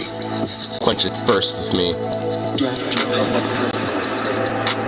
you come down here, I'm just like, it's My wife left me. in the morning. Are you nuts? You got all Join me, portly warriors. Raise your Portly chins wa- high and slay the green serpent, for its end is nigh. during the day. I'll come back. I might come down at 1:30 in the night. The bigger the lump, the bigger the dump.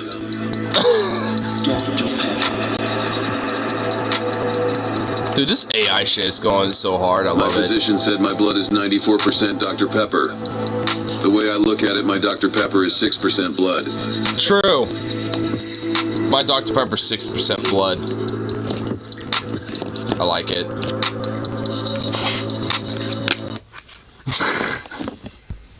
Come my portly brothers. Like a saying we had back in like high school and college. It's like, oh, I have too much blood in my alcohol system. You remind me, so I read lastly, reinforcing your point about lead. Lead from gasoline blunted the IQ of about half the U.S. population, study says.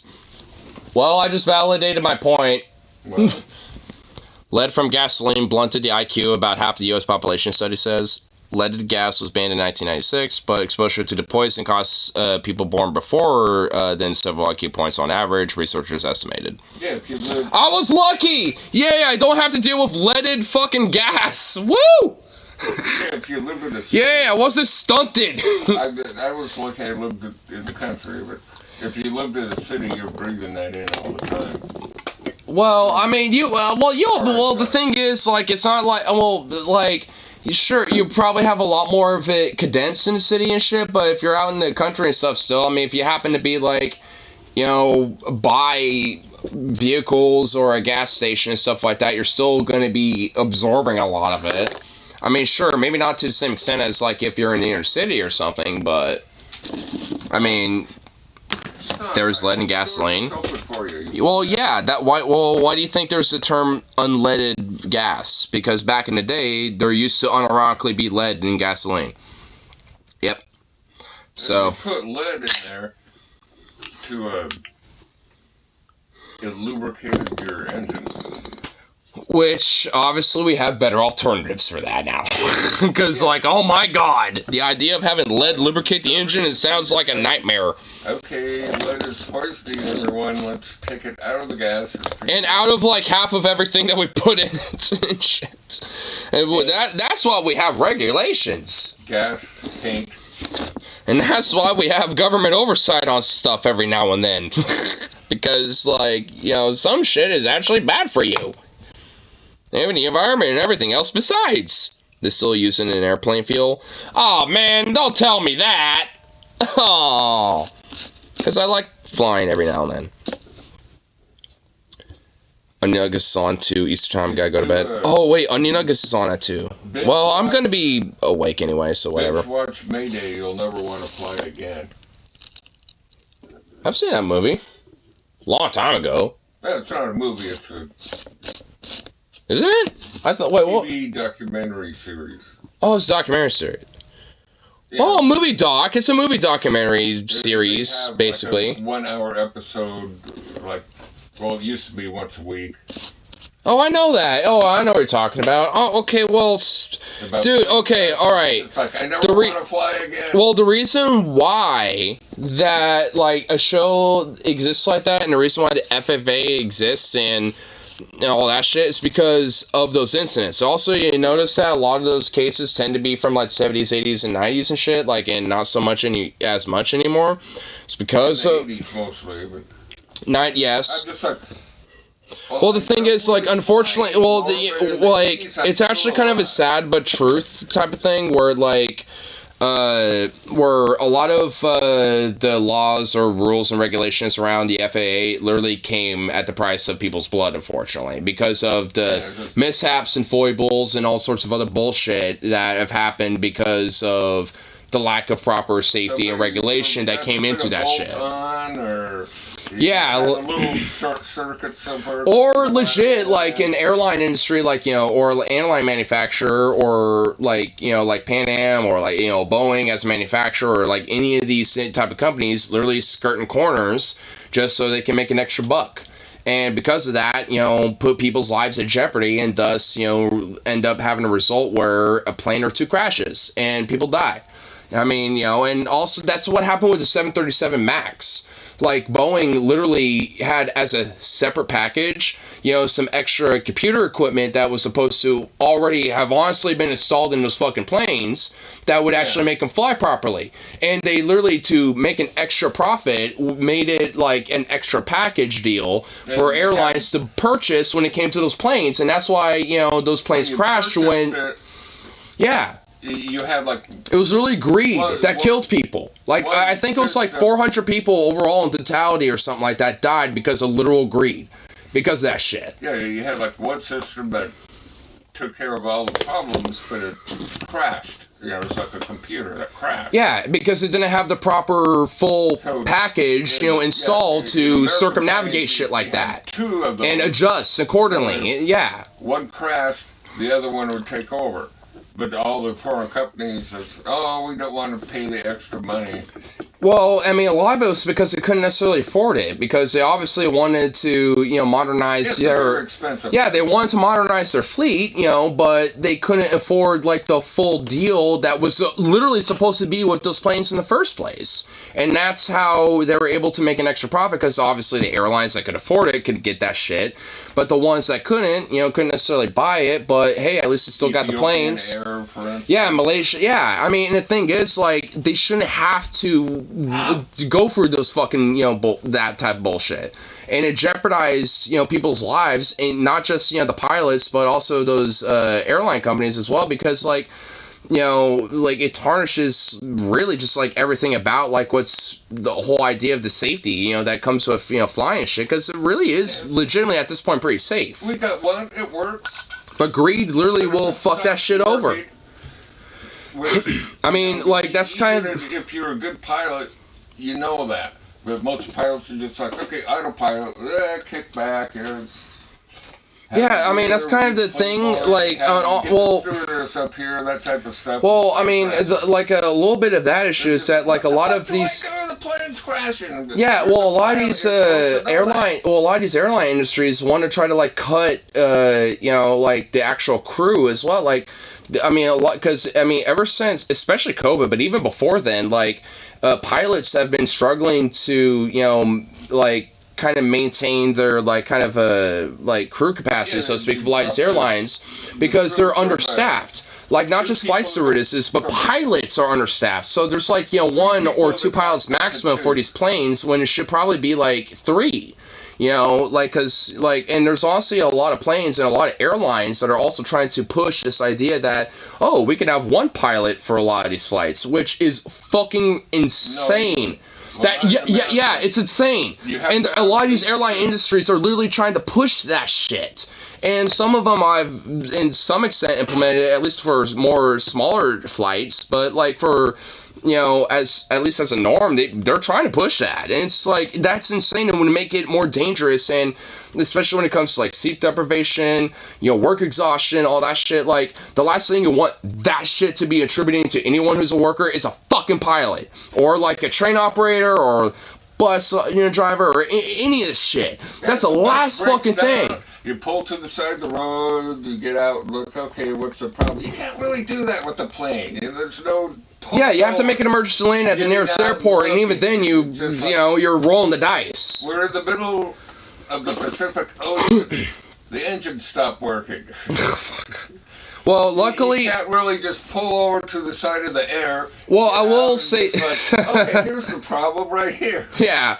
I will at least say this. Really get out and look at it while you're flying. Yeah, I will at least say this. Like, pretty much, I mean, like, because of a lot of safety standards and regulation and stuff, like, a lot of planes, these days can fly on 1 engine. They can't necessarily fly at the same capacity, but they can at least maintain their altitude and, like, make an emergency landing and stuff like that if they're only operating on 1 engine.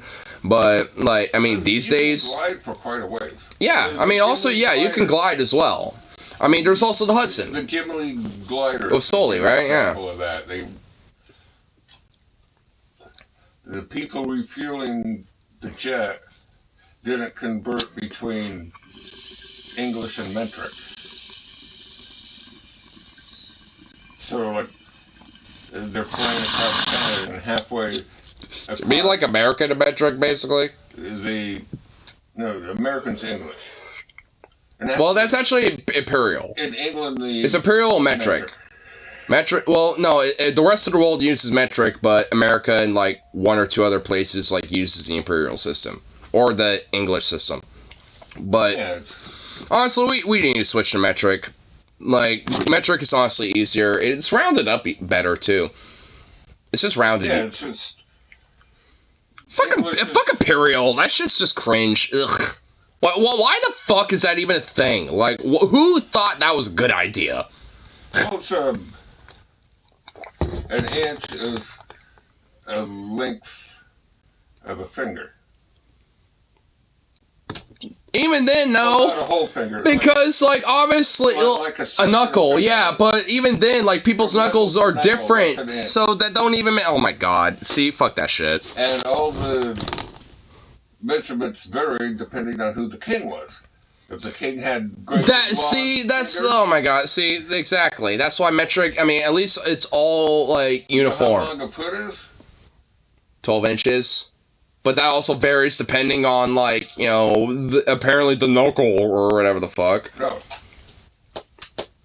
That's why it's called a foot. It's the length of your foot. But even then, people have different foot It lengths. depends on... Oh, yeah, see, little that's feet, why, you got that's big why, feet, oh my and you're god, working that's on why I hate it. construction project, Metric is shit. and your coworker has real small feet, you had real big feet, and you start at either end, and you get to the center, and just like, wait, what's up with these measurements? Yeah, like, yeah, the measurements are gonna be different. Like, if someone's, like, you know, foot measurements, like, you know, I think 8, and someone else has, like, a 14, obviously they're gonna be different. I think a yard's the length of your leg, A yard's, 3 feet. no, that's a meter. A meter's 3 feet. A yard What's is, a yard? a yard is is it a little over or under 3 feet? I think it's a little over 3 feet. A meter is 3 feet, but A yard is exactly 3 feet. I'm looking this up. Alright, hold on.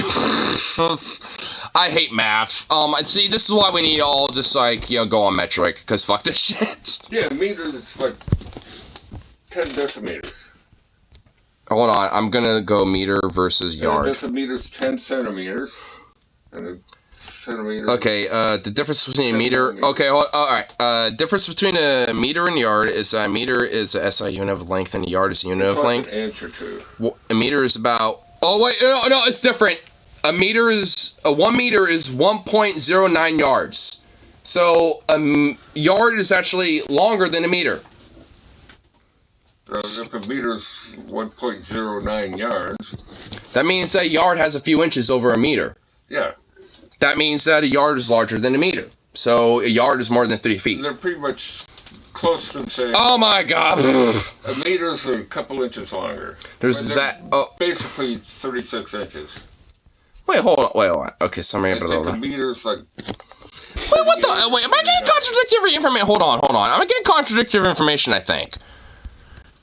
Okay, so meters, SI unit of length, and about 1 meter is about 0.1 yards. There's exactly 0.9114 yards in a meter. So wait a minute. 1 meter is about 1.09 yards. What's the same? Oh, okay, wait, no, I'm not getting contradictory information. Okay, so a yard is defined as 3 feet, and a feet is defined as 0.03048 according to the International Treaty of 1959 of Mickey fuckity fuck. Oh my god, what the hell is this shit? Oh my god, can we just go to metric? Can we just stop this? It's time to stop. Like, When I was a kid, they had oh my god. all those signs that says, like, Portland, you know, like 60 miles. And they have down below that 100 meters. Or like You mean 100 kilometers? kilometers, yeah. Not yards. I was about to be like, wait a minute, what? I thought I was bad at math. Hold on. Wait a minute. I'm just bad at what the names are. Well, that's why we should go to metric, so it's all just uniform and all the same. So we don't have to do this, like, is it this? Is it? It's like, I mean, I don't want to fucking, like, you know, question this shit. I mean, You know how they divided up the metric system? well, I know, like, freezing is 0 and 100 is boiling, at least when it comes to Celsius, when it comes to metric. So, is it basically just Yeah, they did kind of lots like that, but kind of quantified to, like, everything else, basically, in a sense? They did the meter is... Because, like, a kilometer is 1,000 meters. Yeah, but they did they based it on the circumference of the Earth. Well, didn't they do that with So the it's like imperial system too? 10 But just in a different way? 10,000. Oh my No, the English system was done by okay, the inches from one knuckle to the Oh other. my god! What is the length of Dude, your this is hurting my... yards the length of your This is leg? hurting my brain, bro. Like, I mean, my god. Like... And then when they came out with metric, they're just like, okay, now we can measure all this stuff. Because it's at least, you know, quantified around the actual mathematical circumference of the Earth, which actually makes sense! Yeah. That makes sense! But why do we have this sweet imperial system? Like, can we just go away with this? It's basically just the America system at this point. I mean, that's just all it is. Like, I mean, the metric system is just like the rest of the world who understands math. Like, I mean... They tried to... Oh... Back when I was a kid, they tried to get America to the metric system, but no one went for it. Man, they should have just kept... They should have literally... They literally should have just said, fuck you, people, and just ingrained it into the skulls of everybody, dude. Like, I mean, honestly, we would have been better off. They give you miles and kilometers. Oh, man, dude, like, they really should have done... I haven't seen that since I was in, like... Iceland, basically? The kilometers and all that? Yeah, well, that's not America. Well, that's what I In mean. America, they Wait, so wait, like, this town is like 60 miles, 100 kilometers. I'm assuming they would probably have that, like, near the borders, like, or something. No, there's... In the middle? Okay. All throughout America, they give you both... Why not do that now? Like... Back in the 70s, when they're trying to convert to metric, they did a... Why did they not keep going with that? What the fuck? And eventually... I blame Reagan. 80s onward, apparently everything after the 80s sucked. So, like, I'm blaming his ass. Like, you know what? Like, we should have just kept going with this. What the fuck? Like, why did we stop? Oh. Well, Reagan wanted to keep going with that. It just Did he? Didn't. Did he actually? Oh my... Okay, you know what? Broke a clock right twice today. God damn it. I mean, man, motherfucker. Well, like, so who's at fault for this? Who really just, like, you know, curb stomped all this shit? Because I'm gonna piss on the grave. if they're still alive, then I'm gonna smack them. But if they're not, then I'm pissing on the grave. Like, what the hell? We could have just been born in East LA. Who's the president of the United States? Oh, that guy that used to play on Death Valley Days. John Wayne or somebody.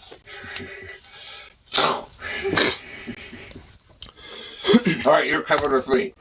At least, honestly, if, like, Cheech Chong were, like, president... born in East LA. I mean, honestly, if, like, Cheech Chong, like, were president VP, like, that would unironically be a better place, frankly.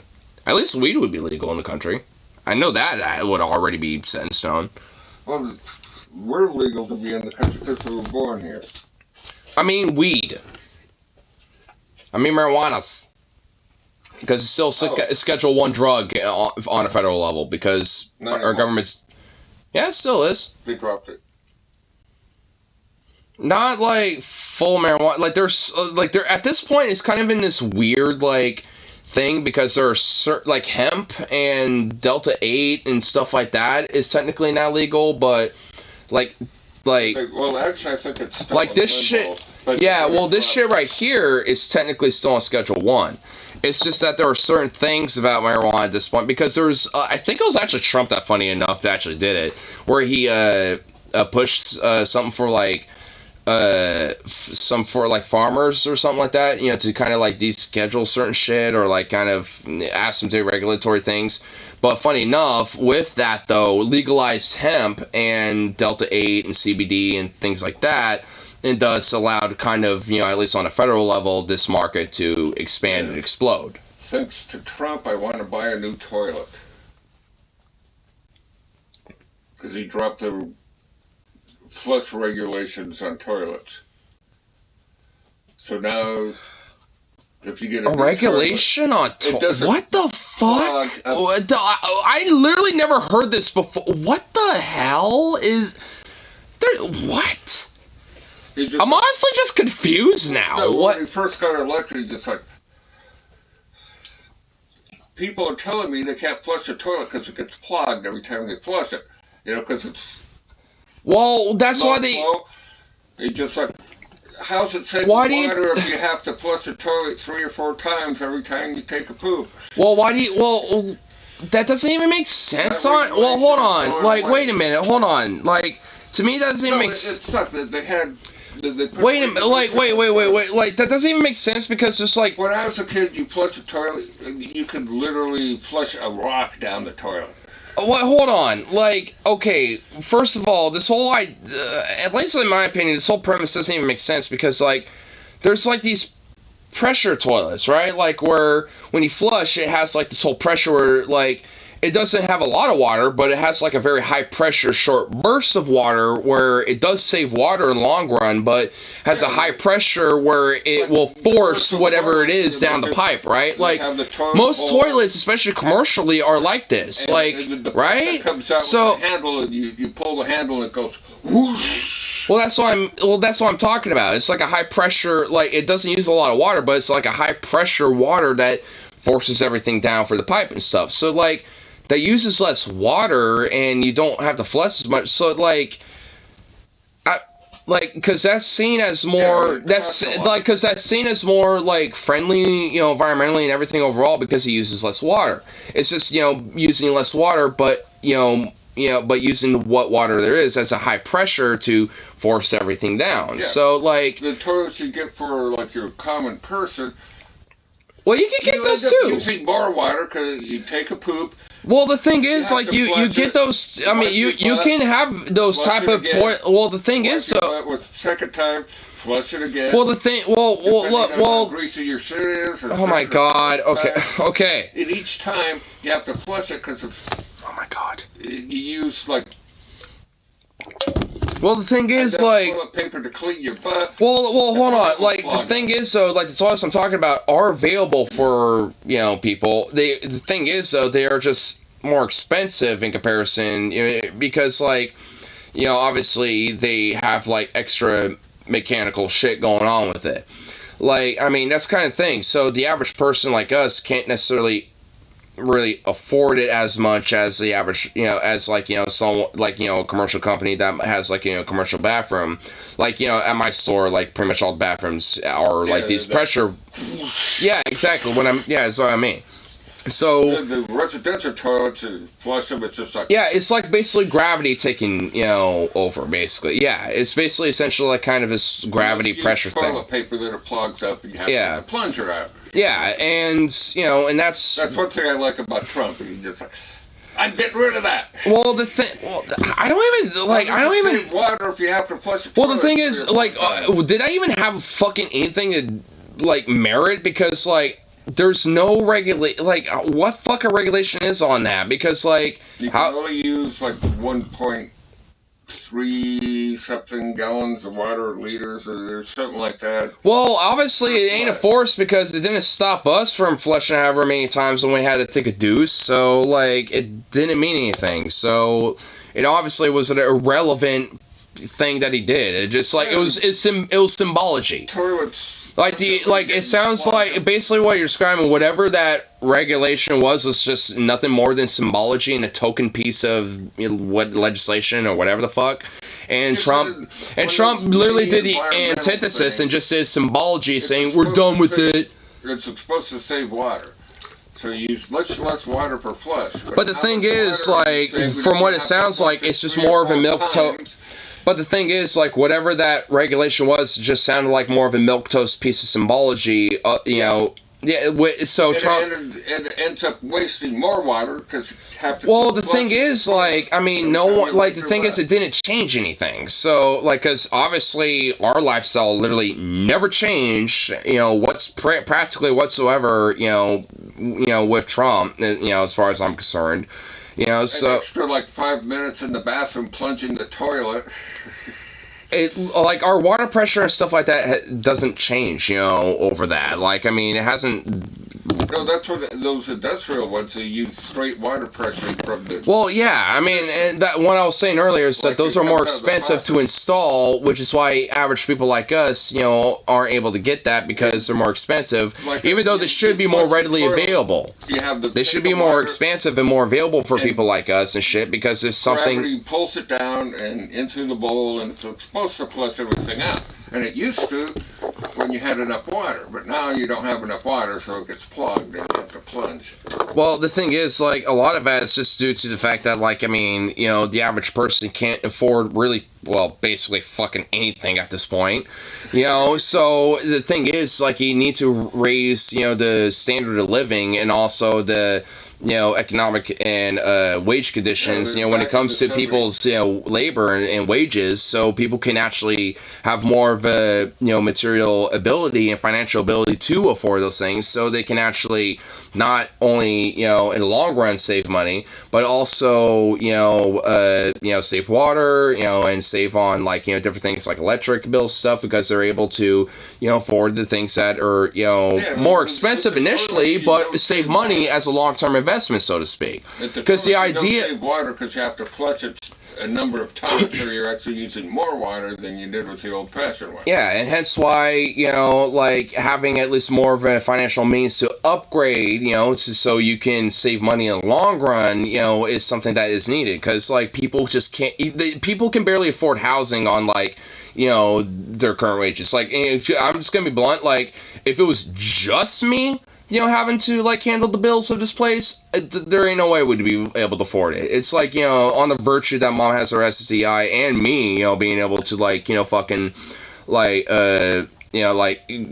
pitch up for the bills at this point. It's like, why things are at least, kind of chill at this rate. Because, like, if I was on my own, renting somewhere, even with, like, one buddy, like, it basically really ain't be much different. We'd be scraping ends meet and probably be behind on maybe one or two bills to a certain extent. And whatever happened to Drew? Does he work at Safeway anymore? No, yeah, he transferred over to a Safeway in Vancouver because he wanted to work in the deli with me and with everyone else there, but for some reason his department manager and our store director didn't let him or want him to, so he said, fuck it, I'm going to transfer to, stores so he can be closer to his mom and his fiance, so...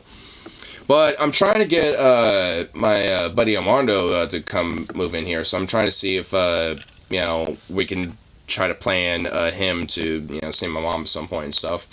Because, he's been over here a few times. Yeah, I was working at the gas station down there, and they said, oh, you don't have a car. We're transferring you so you could work out in Damascus, or... Yeah, and it's some point way the fuck over there, and like most of the way to Sandy. I'm just like, how am I supposed to get there? I don't have a car. Yeah, fuck that. Yeah, there ain't no way. Fuck that shit. And also, they can't fucking make you do that shit. Luckily, I mean, because of... Well, they could say you could work there or you could not work. I mean, did they have a union at that point? Like when you were there? Because at least when I was there, you know what? I think they were unionized just after I got hired, or just before I got hired, actually. So, yeah, probably not. Like, I mean, honestly, because there's a reason why I didn't have to fucking go anywhere or anything. I'm able to stay where I'm at. I think they were just like trying to start something. So they probably, yeah, so it sounds like they're probably initially starting it, when you were there, but I think, by the time I got hired, it was like, I think that year was, I think, the first year there. Yeah, I think I had to sign up for the union, or they... Or at least we're trying to... Initiation, the company said, don't sign up for the union. I'm just like... Yeah, at that point during the meeting when I was first hired, it's like, I gotta take a pee. So, like, I don't give a shit. I'm just gonna take a piss, so I'm just gonna do that. I'm just here to work. Thank you very much. I don't give a fuck. Either I'm sitting here taking a pee in the chair, or I'm gonna go to the bathroom. Yeah, I mean, fair enough. I'd say I ain't gonna disrespect that, yeah. I mean, that's way more important than whatever weird bullshit they're trying to fucking be like, Even when I got hired, I think they tried to push that shit a little bit, now that I remember. tried to say, like, yeah, it was management. So they say, oh, you don't need to belong to the union. We all have, like some of the stores were union and others were not. Yeah, I mean, yeah. You can sign up or not. You're going to get the same wages and stuff. You don't have to pay union dues if you don't sign up for the union. I love that shit that they're trying to sell, because that's definitely true. I mean, because Starbucks itself right now, because Starbucks United is a new union that just came up, like in the last couple of years. Like they're a very fresh one that's brand new. Yeah. And right now it's just like, okay, I'd rather not be a part of the union because you get all the same everything, but you don't have to pay dues every paycheck. Well, I mean, the thing is, like, at least for me, it's like I get a lot of those benefits and stuff, but like, I mean, my dues are like literally only like union stuff. Yeah, I mean, the thing is, like, dues aren't really that much, especially in comparison to like the overall benefits side again and stuff. Because I mean, there's like health, like different healthcare and dental, and also like a few other things too. So I mean, like with like I mean, what is it? I mean, I think this might. Come here. What is it? Let's see how much dues are. Oh, how much cash did you get? On this thing? Yeah. It's from the government. It's probably 200. like 25. It's the Oregon State Treasury. Yes, 240. Not too much, but a pretty decent amount. That's not quite a decimal point. Yeah. Yeah, but my dues are only 15, which $15 in comparison to at least with this. For how long? Well, I mean that's just the month. I think that's just like the monthly. Yeah, that sounds right. And at least when it comes to like my weekly wages and stuff, like I mean, at least with this one it was $465.29. So, I mean, for that tiny little like deductible out of like all that, I mean, especially when I was only making like 330 something like a couple years ago, before newest contract got renewed and stuff. I mean, it's honestly, I mean, it's definitely a lot better. I mean, our healthcare benefits stuff is pretty much relatively the same outside of a couple things that have improved, but beyond that, I mean, it's like a lot of the wage increase stuff has definitely shown the significance and stuff. I mean, and the dues have increased a little bit because I think before 15 it was like 11. And, so they only increased it by like 4, but, overall. But, I mean, just that tiny little bump in comparison to everything else. I mean, also there's like $1 increase every year with the new contract when it comes to journeyman. So, I mean, it really, honestly, is, for like, even if it isn't really like super aggressive necessarily, I mean, it actually really isn't necessarily a bad deal, especially all things considered. And also, it definitely helps out people that, in other workplaces and other areas too, because, like, these other companies that might not necessarily obviously be in the same union or might even be in different ones, they have to kind of compete with that. Because, like, if they, there's, like, these different places that have better wages, better conditions, or benefits for people to have, and, that kind of has to make these other other places and these other workplaces have to be like, well, we have to at least offer something a little better because, we're not going to get many employees if they're all going to, potentially go work over here instead because they get better, offers and shit. Yeah, it's one good thing that you have like a union shop and a non-union shop. I mean, because in a way, it forces those non-union shops. It kind of forces those non-union shops to have to kind of compete with them in a way because they have to Saying only they don't. The workers don't have to pay union dues, so they get. Well, that's kind of the thing. I mean, like, that's kind of why, a union can help, like, in a sense, for anybody, in a way. That's why, broadly, the whole idea of, like, labor theory is kind of something that rises, is a rising tide that raises all ships, because even for other places that aren't necessarily, unionized place, would help, them as well. Did better when, instead of having, like, somebody from the union negotiate for the whole workforce, I always did much better going to the boss in person and just like, hey. Well, I mean, it's not like that goes away, because, there's... Bubs ain't doing half the job I am. I want a raise. And I got it. Yeah, obviously, like, it's not like that goes away necessarily, because, I do that myself, because, like, because... No.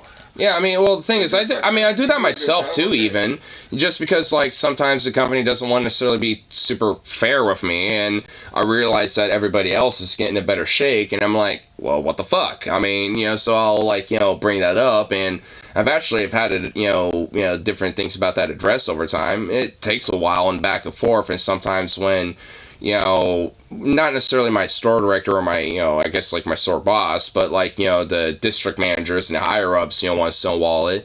At least when that happens, I mean, at least I have a representative with the unit to help, like, kind of be the bigger dog, to kind of, be like, hey, make sure this person has their fucking fair shake. The person that sees you work every day.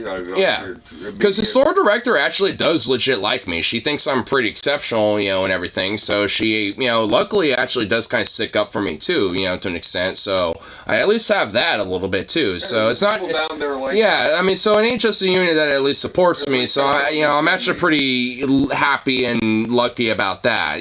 So like because there's other people because I've been there long enough where they recognize, the work I do and, what I do and stuff, and, like the fact that I'm there, and also, like, I'm pretty chill, like, I don't got no problems with anybody as far as I really, truly give shit down through and through at the end of the day. I mean, I might have, like, a little nitpick or some shit, but I don't give a fuck, it's like, I mean, I ain't gonna be, like, some weird gossip fucking weirdo or some shit, like, so many people are at that store. I don't get the weird gossip shit that happens there. It just, turns me off. So stressful. It's like, why? Yeah, some of those people just like, you're touching my groceries? I'm not just talking about customers. I mean, like, straight up fucking, like... No, the workers. Yeah, yeah. When we first moved here, there was one chick. She wore so much perfume, I swear you could... Oh, I think I know who you're talking about. Because she was there when I first started. She was only there for, like, maybe a year or two more. But, yeah, I think I know who you're talking about. She had so much perfume. I'd come home, my groceries smelled like her... For her perfume? Dude, I know what you meant. She even said something just like, oh, that smells like a chick or something. That's before you were old enough to work. I'm just like, I know. Yeah, tell me about it. Oh my god. Dude, honestly, every now and then, not really not really any of the coworkers anymore, but dude, there's like every now and then some old ladies that show up with like a shit fuckload of perfume that, like, I swear, it fumigates and will stick to things at the store. Like, cause I'll smell it even after they're gone. I'm just like, what the fuck? Yeah, there's this, what's with like old ladies and like having like 8 pounds of perfume on them? Like, I don't get that. Like, it's always like old ladies too. It's like either like cougar status or like legit grandmas that are doing it. It's like nothing in between. Cougar pee on you. You smell like a cougar. Oh fuck, a cougar pee on you. Oh my god. That way you could be legitimately. You got scented, like but yeah, you got peed and scented by a cougar. Oh my god. Yeah, there's one time down there. Oh man. The customer had so much perfume, I was literally choking and gagging. That's happened to me. Like, there's been some old ladies that show up, and I'm like, and I have to like sit there and try not to cough or gag because of like their perfume. And because if I do that, lady that works there comes up and just like, "Are you okay?" I'm just like, somebody has too much perfume. If anyone can be allowed to wear that much perfume, I should be allowed to smoke in the store. Or wear a gas mask and not have anyone look at me or judge me. Which I've done that before. There's been a few times where there's been some rancid ass shit I had to deal with. Where I'm like, fucking, I'm wearing a gas mask, and I brought it up to work and stuff. I've done that before. Not anytime recently, but I have done that before. Oh, here, I'll help you just a second. Yeah, let me get this gas mask on really quick.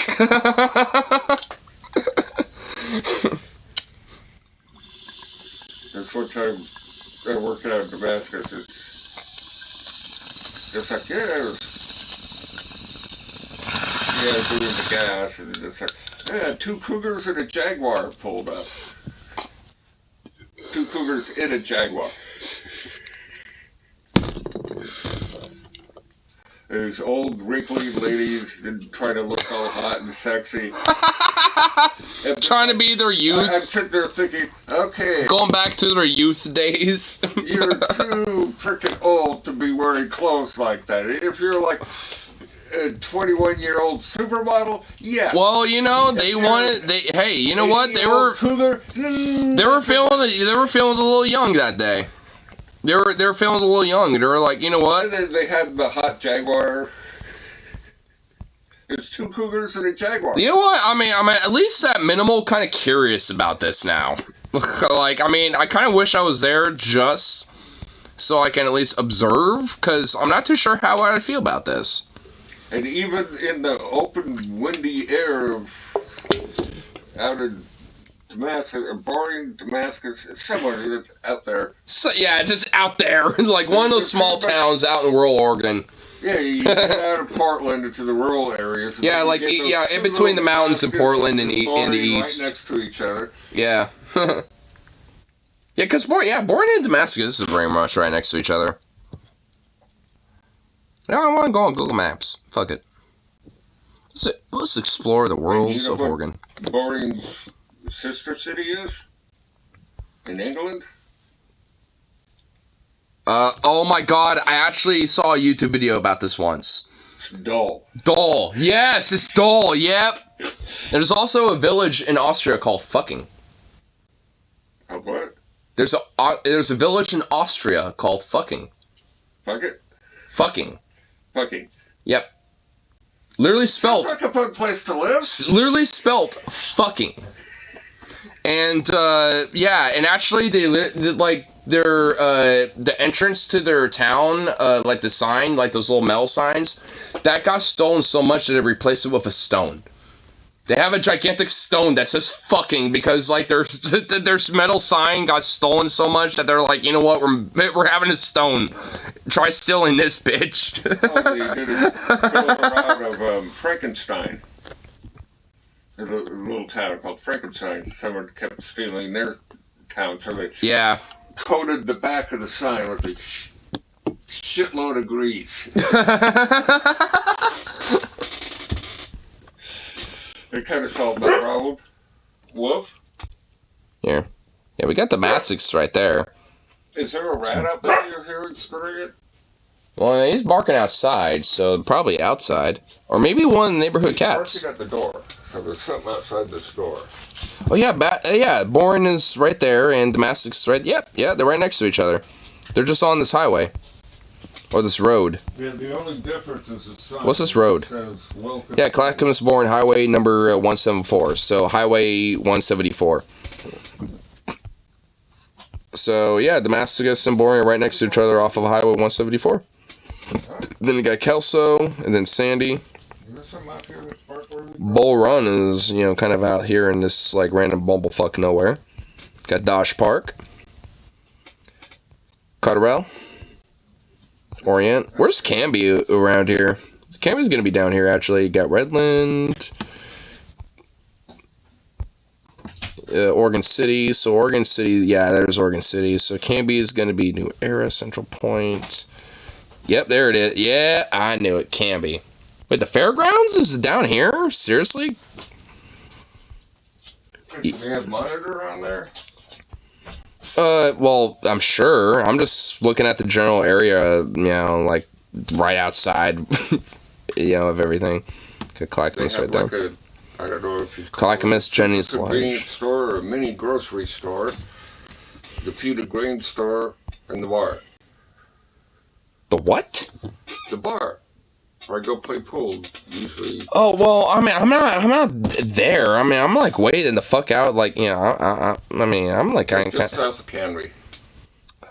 You got that fucking fuck? Jesus, that's where it is? You know what, here. That's a ways. What, Barlow? Monitor. Well, what town? Is it Canby or Barlow? The town is Monitor. It's south of Canby. Oh my, what? Okay, Lone Elder, Maxburg, Needy, Yoder, Balala. Oh, There's a place called Liberal. yeah. Head south to Malala. Malala. Go east. Yes. Marquam. That's okay, go back to Canby. okay. That will be right there. Okay. And, no, it's... There's Aurora. yeah, it's... that It's way. further. Hubbard. No, it'd be that way from Hubbard. East. I was thinking Malala. Well, oh, wait, where the It's south of Canby. Oh my god. Where the fuck is this? Okay, south of Canby. What, west of Malala? Wait, so is it right here? North of Yoder? Okay, go to Malala. Which is right here. Okay. That way. West. Okay, I think it's that way. South. Yeah, I recognize that. And there's Marquam, though. South of Yoder. Okay, go back to that bend in the road up there. Right here? Yeah, right there. I've just about gotten a wreck a number of times. Oh my god. That turn in the road sneaks up on you. It's down in a little ditch and you don't see it and you come zipping over. So Kropf Road right here? Like this little ditch? This little spot? I'm assuming this right here. I mean, this looks like the little bend you're talking about. Or maybe this bend? One of these bends. Yeah, we go from, Wait, so, okay, what, so, is it Marquam? no. Well, what the hell? Where's Modern? Well, where the hell is that? It might not even be on the map. Yeah, I don't think it is. Like, I think it's just, like, some random-ass place in between, like, all this shit. Like, yeah, I don't even think it's on here. Yeah, okay, if you go to Malala, Which is right there. okay, then you head this way. Yeah, which is which is north of Yoder. Is it Yoder? No, I think you need to go further that way. Further this way. Lavender Owl Farm. I'm gonna keep going. So we're, like, over here, one of these roads you head south on. Where in the fuck where in the hell Is that it right there? right here? That's a tulip farm. Wooden Shoe Tulip Farm. Yeah, I think it's just south of there. Oh, we found it! Hey, we got it! We found it. Across the stream. Yeah, there's a stream. Yeah, well, oh my god. Holy shit, it took forever, but we found it. It's west of McKee, northeast of Mount Angel and St. Benedict. Yeah, that's where Alex spent a good portion of his growing up life. Oh, so that's why. Oh, so that's where you say where you go to monitor. This is where it's at. It's over here. Oh, I honestly thought it was like some local bar I never heard of. It's way out there. The town. They have the bar and the feed shop. Yeah, And there's the fire station's right. yeah, there's Monte Alblan Market and Deli and the Monitor Inn. Yeah, Monitor Inn. Oh, that's it. Yeah. Hey, well. You know, I've never been to this town. And, you know, and one of these days I might actually want to tag along. If I can, because... If you're off on a Tuesday and get up early enough. Well, my usual days off are usually Tuesdays and Wednesdays now, but I have a lot of, like, weekends where I've requested off or they're kind of finicky and fickle-fucky, but... Well, I'm not sure about I actually, yeah, I don't think I've ever been there that they didn't have a dog in the place. So. I could bring Sukov along and maybe I have a little buddy. As long as he's friendly with dogs. Well, I know. Oh, dude, Sukov is super friendly with dogs. Like, I mean, he's more about wanting to sniff him and play around with him and be like, "You're my friend." He's friendly with just about everyone, but all the dogs in there are these little, like, poopy. Yeah. I mean, he's been around tiny little dogs like that. I mean, oh yeah, he'll be fine. If he has a leash, they have, like, a nice big outdoor beer garden area. Well, I got my harness and he'll be fine. Oh yeah. If it causes issues, Oh, dude, he won't cause issues. He would be the most friendliest thing, and everyone would love him. Oh my goodness. Oh yeah. Before the Wichita banned dogs, like I brought him along, and everybody loved him. Everybody. He would just get attention galore, and just was never unattended to. Like everybody loved him. Like I mean, you know. I don't care. Oh no. He'd get more attention down there than he could possibly handle. Probably, honestly. Because everyone's like, they bring in their little kitty dogs, which I don't pet much because They're too small. You have to like pick them up, basically. See, they're like, Zukov's easy. Zukas, Boop boop. you're easy. That's because you're tall. You don't have to bend over to pet you. Hey, boop boop. Unless you're laying down, you know, like into your wet schnoz. The end of your wet schnoz. No, his little noses ain't wet. He got a little dry nose. There you go. It's supposed to be wet. Well, it ain't always wet. And cold and moist. It usually is, but not always. Yeah, that's Sometimes he'll like wake up and stuff like that. Dry, that means the dog's sick. Well, it's not. It wasn't hot or dry, but That's just like the old, you know, if your dog has a hot, dry nose, take it to the vet. I think that. I don't know if it's like. Vets, I wanted to have more patience, but anyhow. I don't know if it's like 100% true because there's times where his nose is dry and kind of warm, but he's not like sick or nothing. He'll be kind of chilling, doing his own thing. His behavior would never change or anything. Yeah, I know they're pretty good about masking. His schnoz is hot and moist. Yeah, because he's really warm. Like, he warms me up really quickly, which is really great for the winter, but not so much in the summer, because I get sweaty so quick. Like, I wake up with the sweats, and I'm just like, damn it, dog. Yeah, I got my... What did you just do? Damn it. There's a fly. Oh, he got it. He's trying to get a fly. Now he's itching. Yeah, he was laid there and somebody... I know. There's obviously something flying around there. I love it when he does that. It's so cute. That's like the only thing he's predatory with. It's just flies. Or bugs. It's like nothing else.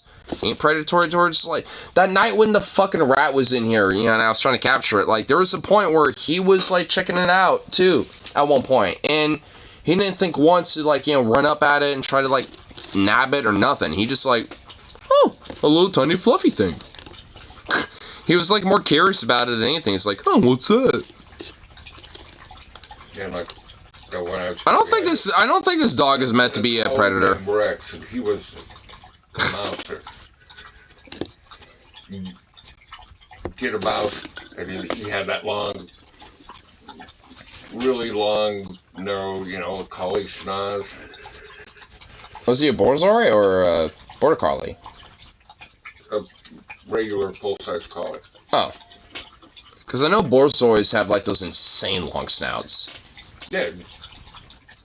Rex did too. Big long. Well, Borzois have, like, legit insanely long snouts. Yeah, collies do too.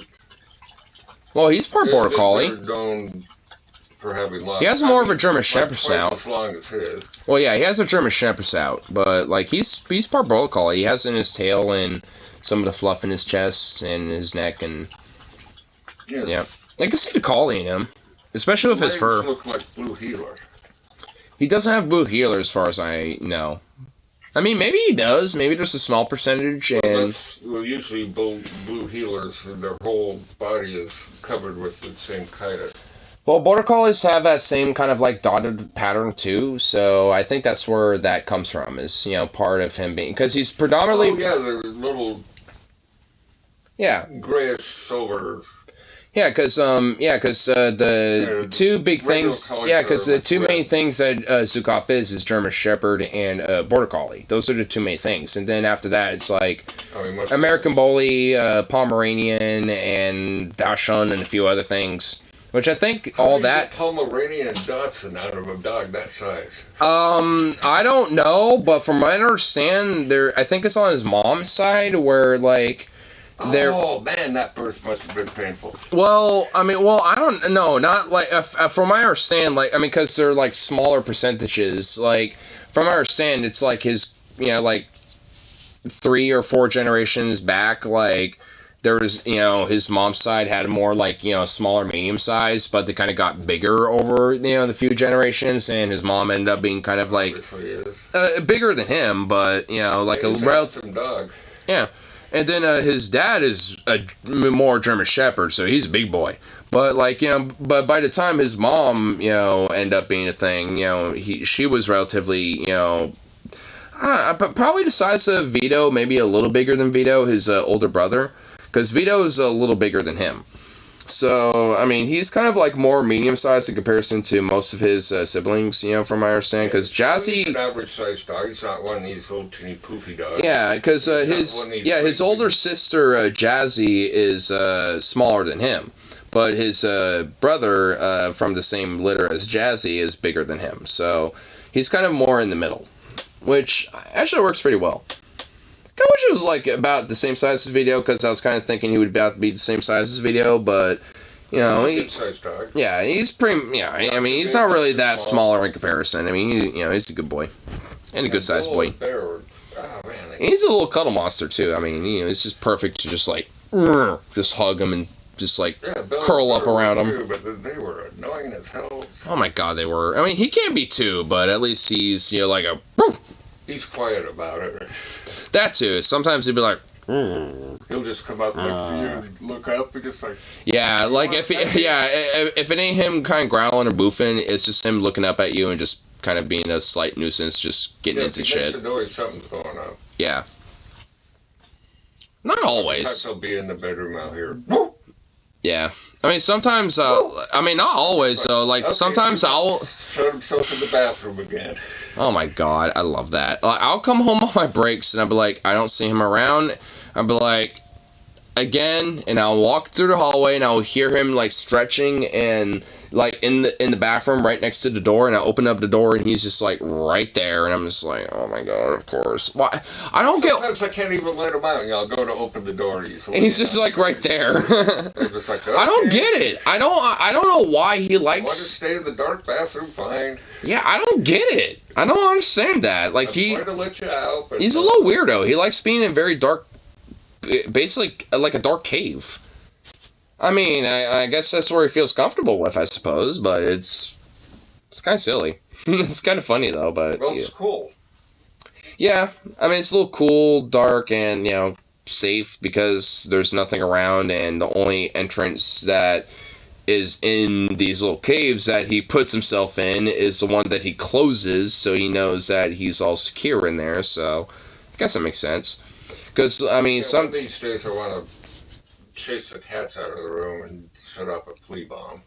Well, I want to do that for the entire fucking house, not just in there, because, I mean, I gave him a bath, like, 2 days ago, and he's already covered with fleas again. And it's just like, man, I mean... Yeah, I could have believed the other day, I mean, we obviously got, like, it's just a year for flea infestations, I guess. Next to me on the bed, and she, like, hunched up and started looking at her belly.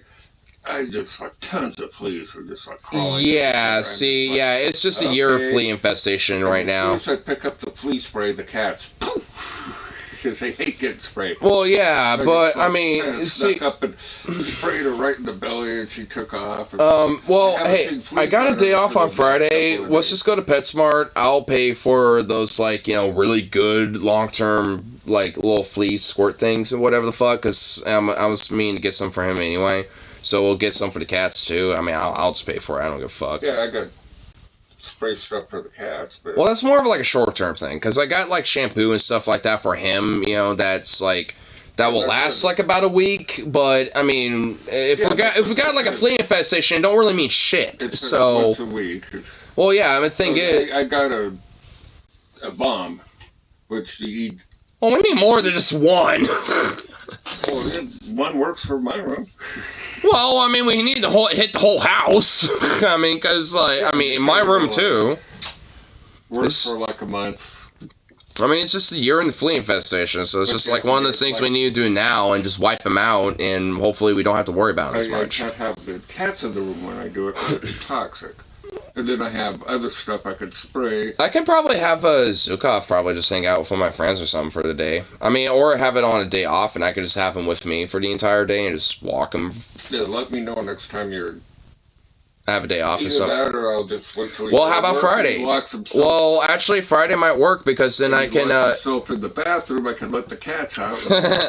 Well, I'm thinking actually this Friday because on the 8th, which is Saturday, I'm going on a bike ride. But on the 7th, I'm thinking, if we just get all this flea bomb stuff and hit the room so all the cats can hang out, so both the cats can hang out here, I can just hang out, wherever the fuck and just do whatever and hang out with Zukov, out, for out about in town and, if anything, go to the river and kind of get more comfortable about swimming and stuff like that and get more comfortable around water and shit because the last time he was at the river, I was playing around with him and he accidentally fell off the dock and he was a little traumatized about being in the water so suddenly like that, so Yes. he hasn't really learned how to properly swim and stuff, so I'm thinking actually Friday might be a good time to teach him a little bit and kind of get him acquainted and get him better about that. Did lots of stuff for Larry up on the mountain, and Larry had this big koi pond. And that guy had his dog that went everywhere with him. Mm-hmm. But he fell in the pond. And then you were kind of a ways away working, and just like, oh, your dog just fell in the pond. And just like, oh, my dog can't swim. He goes right out there, out of the pond. Because... That's what my friend Stefan did, when my, that's what my friend Stefan did when my dog fell in the dock. So the dog walked out onto the lily pad, or tried to walk on the lily pad. But fell in, yeah. Went right in the water. I'm just like, oh, it's like your dog thought he could walk on the lily pads. You fell in the pond. Because I figured, That's kind of what happened with Zukov. Like, as I was... could swim, I figured he'd just climb his way right back out. And he's just like, oh, he can't swim. Oh, yeah, I mean, not every dog, unfortunately, knows that. I mean, Zukov kind of knew how to do the swimming method, but, like, I mean, what happened with him is, like, when he fell off the dock, he got, like, submerged, popped himself back up, and tried to swim back, and the current slowly drifted him away, and I wasn't really prepped to go dive in the river, but my friend Stefan was, so he just got dressed, but he quickly undressed himself again, back in his swim shorts, and just dived in there, and, like, just kind of pushed him up to the side of the dock, and I just grabbed my puppy's little paws and just pulled him up, and he was kind of shaking, like, oh, kind of scared a little bit, and I just grabbed a towel and shaked him off a little bit and hugged him. I'm like, I'm sorry, baby, oh my god. Because I was playing around. Take him to a dock to get him used to water. Get him to like a beach where. Well, we were at a beach, but we were at the beach, but like we were at this dock. Yeah, it goes out about like 20 feet, and then it angles out. So like the water wasn't really deep, but for Zukov, obviously it was a little bit. Like so when he fell off accidentally. If it's that deep or deeper. That's kind of deep for him. Yeah. Like me, not really, but for him it is. Oh yeah, it comes halfway up your leg. Yes. Yeah. I mean, so I felt bad for him. We have a hard time with it. Well, probably freak out, but if he could. He did. I mean, kind of did a little bit. Firmly on the bottom of the river or lake or wherever. Poor baby. Stick his schnoz up above the water. Yeah. I mean, you were able to get back up in the water and you're okay. Hey, I'll make sure that you get trained and you can swim and all that stuff. We'll go swimming in the river on Friday. How about that? So then we can leave on the house and... The guy's dog could have swam. I would have ran over there and grabbed him, just like, hi, your dog just fell in the pond. And he freaked out, ran and grabbed his dog. I didn't know his dog had issues with swimming. And this pond was deep. It's like about so deep. Yeah, I remember I was up there like once or twice before, yeah, he had a pretty deep pond. I remember that. He had like fish in there, didn't he? Yeah, koi. Yeah, like koi fish and goldfish and stuff. They put some algae stuff in there and killed a bunch of the fish. My favorite one, too, is a great big koi, had all kinds of beautiful, orange, black, white, gold colors all over it. one of the times I was up there, like, that fish was there? Because I think I remember that. Yeah, it was a great big beautiful Big koi. one, yeah. I think Well, I remember one. Some people might say it's ugly because it kind of looks like the loser of a paintball war or something like that. But it had beautiful colors on it. All over. I mean, honestly, like a fish like that, or like some animal that has like, you know, crazy molted, cool little patterns like that, at least to me it looks really cool. Yeah, I think the same way. Apparently lots of people collecting that have koi think that way too. I remember up there putting a bunch of rocks and stuff, because it used to be just a rubber pond liner.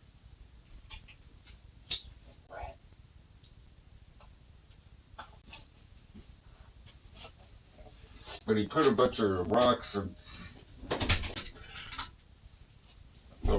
I did a bunch of that, most of it, but put a bunch of rocks in there and stuff.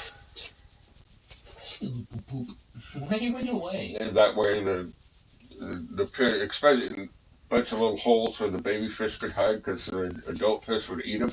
Yeah.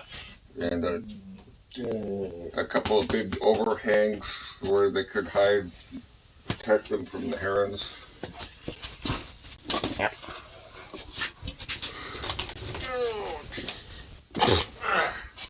Oh, my. No. Well, Krista didn't call back, thank God. I really don't want to drive down there at this time of night. You mean morning? There's light outside at this point. Oh, yeah, well, what, like 2:30 or something, what she called it, just like, geez. Well, what the fuck? Was she up at that What do you time? mean? You want me to come down there, What she even want? try to get in? She wanted attention. What, she Wanted just... to be rubbed. Oh my god. Okay, I feel like some of the meds, the late night meds kicked in. I think she, that was what was going on. I'm just like, well, call me back. She never called me back. I was fine. And Yeah, she basically just like went back to sleep and Yeah, if I go down there, they're going to give me a hard time about trying to get into the place at 2:30 in the morning. Oh my god. Why? I know the code, so I could just walk right in. Oh my god, imagine them being like, why in the fuck are you here at like...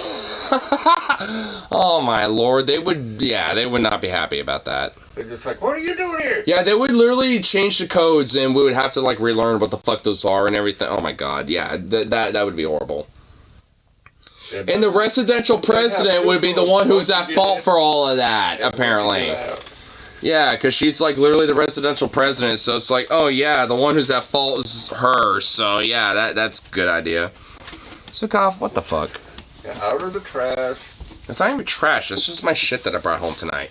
Oh, that's a good stuff. That's why you did it. Yeah, what the hell? Hey, there's nothing even in there for you anymore. You goof. Cheez-Its. That's not funny towards the box of Cheez-Its. I mean, those are stale and old as hell. Want a pork bun?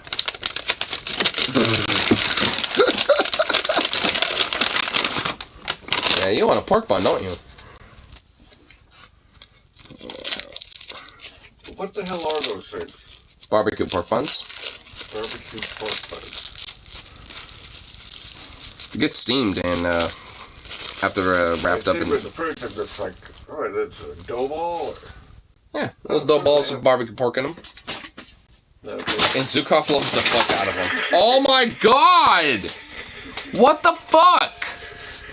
You little butt? Oh my lord.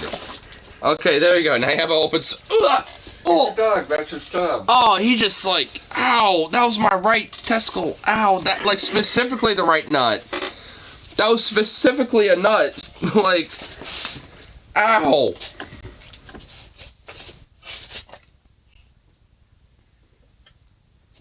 I had curls the other night and went all Tasmanian kitty on my crotch. I'm just like, Oh my god. I don't even want to imagine that. Have you ever seen Curly go all Tasmanian kitty? Yeah, a few times. Just like, looks like a ball, just like the... It's just like a great brick, just like, it's a great tornado brick. Yeah, you do like a whirlwind, and occasionally you see a paw stick out here and there. Just like the anime. Oh, crap.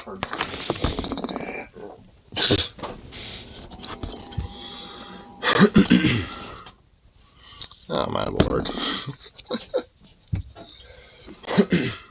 No! Whoa! A little pup just butting in out of nowhere. Yeah, you want to rest this, don't you? Think? Yeah, he does. Okay, come here. Come on. Come on. Well, damn. Yeah, you big goofball.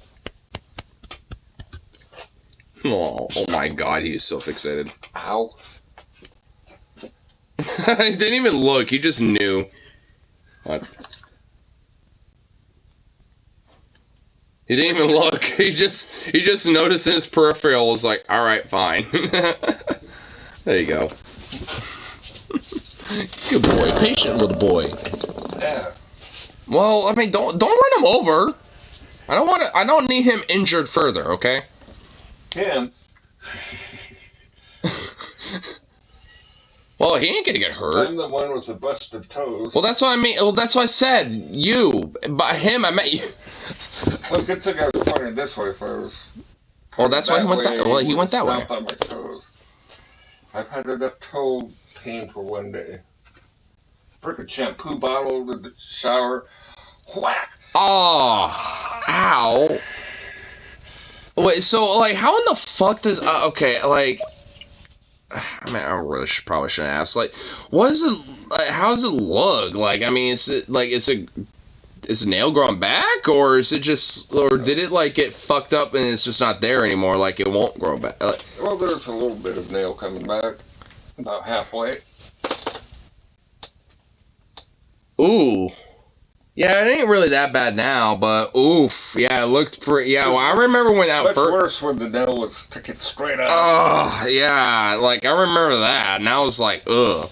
And then you fucking, like, had to, like, cringe me out, show me the result of that. You still have that, don't you? Yeah. Oh my god, you still do! You say, he's like, oh yeah. I could go get it for you. No! Please! Drop it in your bong or something, you can have... I will literally I will unalive you if you did that. Oh my god. Oh. Like, how would I curse your soul, like, even though I would be alive longer? Like, god damn, okay, I'll have to figure something out. I'll have to, like, you know, like, conjure a spell or, like, sell my soul or something like that. I have to do something for that. But I would guarantee that if that happened. I'll make sure I curse him before he does me. Well, you get, make up your potion, you know, so I knew. And then it was bad. Yep, gotta get a little elixir going. Couple of little witch's brew. And Bat wings. you're good to go. If you bat heads that Ozzy Osbourne himself bit off bats. You know. Those are hard to come by because he eats those. Yeah, I know. Those are hard to come by. Nowadays, I feel like it'll be a little easier, but back in the day, he eat that shit. Actually, funny enough, from my understanding, follow him around with a big super. I need a head of a bat. Oh my god. You know, funny enough, from my understanding, from that initial story, like, it wasn't a real bat, but it was apparently a rubber bat. Which, honestly, Yeah, he just faked it. I heard that on it. Yeah, well, he didn't fake it. He just assumed... interviews. Well, from my understanding, he didn't fake it. He just assumed that it was real. You know, because somebody just, I guess, had a rubber bat. I don't know why, but they did, and just threw it at him. You know, I think, you know, assuming that he would probably take it. A concert with a small bag of weed, let alone rubber bat. Yeah, well, like, I guess the idea was maybe, like, if they chucked it at him, maybe he would keep it, but he took it, and he thought it was a real bat, so he bit the head off of it, And I don't think he actually ate it, but apparently spit it out because he realized that, yeah, it wasn't real, and just kept going with the show. Yeah, the whole thing was kind of. I think he did realize that that's why he bit the head off or something like that. Yeah. Actually, funny enough, there's been a few times where other bands have had, like, not literally the same instance, but similar instances. Because there's this band called Goblikon, which they're kind of like a parody metal band, but there's one time where, like, I saw a video of a lady. She was the one who uploaded it, but she also gave this, like, Asian spring roll to like the main, I forgot his name, but like the main goblin vocalist guy, and in the middle in between two of their songs, and was like, here, this is for you. And she literally was recording and being like, this is for you, and he was like, this, and picked it up and grabbed it and was like, this for me. And you know, like, because he couldn't quite hear her, but she was like, yeah, that's for you, it's the California spring roll or some shit like that. It was like, ah, cool. It thumbed her up, and literally just took it, and, you know, with his whole, like, goblin, you know, outfit, you know, literally ate the damn thing, like, right there. And, like, everyone cheered and shit, and she was freaking out and being like, wow. And then eventually, you know, in the middle of their like the beginning of their next song, you know, he was finishing it up, and then just started dancing around, and, you know, started singing along at one of the choruses at one point, and then the video ended. But it was actually pretty fucking hilarious. I mean, you know, honestly, I love bands that do that type of shit, where you got, like, you know, like a band member, or, like, you know, a band that actually, you know, will interact. Somebody gives you. Yeah, I mean, you don't know whether they love you, you made something really good for you, or they hate you. I mean, I guess the whole overall premise of, like, I mean, if you got somebody who's in the front row and is a fan enough of your show to be in the front row, that they're gonna like you enough to want to, like, you know, be up close and personal in that way. I mean, I don't know. I mean, it's kind of this whole, you know, like, I guess, underground kind of rules about all that, where, like, I mean, if anyone were to do that shit, it would be like a huge, big, like, uproar on that person against that person more so than anything else. Because, like, I mean, people. One of the underground rules is you never eat anything somebody gives you a pan. Well, sure. Well, of the times it's good, but if it's somebody that hates you, you might get. Well, that's the thing. Like, I mean, that's kind of why the rule is there. I mean, I guess, you know, in the unspoken rules, because, like, most of the time, yeah, it's going to be, you know, fine, because, like, I mean, you know, fans are there to, you know, enjoy and appreciate the music and all that stuff. Because, like, if you've got a hater who's literally going out of their way to give you money to go to the show and shit, then it's like, obviously they're just as much as a fan, but just have, like, this weird, insecure, like, fuck you know, type of idea with it, which, like, I mean, because even from, like, you know, you don't want the psychotic hater in there. That's, sure, yeah. Take it to the front row with this, like, strychnine waste. I mean, at least at metal shows, that's why, you know, there's always, like, you know, this kind of, like, general, like, underground, like, kind of like unspoken rules, you know, especially when it comes to things like mosh pits and stuff like that, and just the whole shebang of it all, and just concerts in general, because, like, I mean, there's always, like, kind of this undertone of, like, yeah, you're gonna get some weirdos, and, you know, some piece of shit that, you know, in the mosh pit just wants to beat the fuck out of people, or whatever the fuck, and you're gonna get, like, these type of people, and that's why there's, you know, those rules and shit, so to speak, to make sure that they're, in a sense, you know, kind of, I guess, for lack of better terms, put in their place, so to speak, you know, versus, like, you know, taking advantage of the whole situation and making it, you know, bad for everybody, basically. You know, so it's, I mean, because, like, I mean, that's why, like, there's, like, mosh pit etiquette and stuff like that, and all that shit, because, like, you know, you don't want one person to ruin it for everybody, you know, you don't want that. Was it not Van Halen, was it Jimmy, no, not Jimmy Haggard, the other guy before Jimmy Haggard took over for... Chuck Berry? No, the guy from Van Halen. He started... Van Halen, He started his own band, and it was up there singing, somebody spit on him, and he stopped the show. Ooh. Well, in a way, that's kind of understandable, especially call that fucker out a little bit. I'd be like, Oh, you called her. That fucker spit on me. Yeah. I mean, also And there's then, been... like 5-10 minutes later, he started the show back up. But that guy that spit on him, Guy's ass whooped, probably? yeah, he was a bloody pulp. Yeah. See, you like, you know, and that's like, that's where the unspoken rule gets enforced. Yep, that's what I mean. Like, because the thing is, like, that's not the only incident. Like, I've seen different videos. There's actually, like, compilation videos on YouTube of, like, multiple bands, especially, like, in the metal, punk, and rock scenes where, like, you get an asshole that wants to try to ruin it for everybody or try to, like, you know, even fuck up the band a little bit when they get on stage because they want to crowd surf and get on the stage and try to, like, mess with the band because, you know, oh, I'm with the band now, cool, I'm on stage, you know, and try to kind of, like, mess with them in a way like that, even if it's not necessarily their intention, so to speak. Yeah, there's always, like, this much room. Yeah, I mean, and that's kind of the reason why. Like I mean, I you know, as much as I don't like that... And then, like, the stage yeah. was here, the fence was there, then they had bounces there. Yeah, exactly. I mean, it's like that for most places. Yeah, most venues have it like that. And then Which... also, you get the crowd... bumping up against you and shit, up against those railings. Yeah, which is why...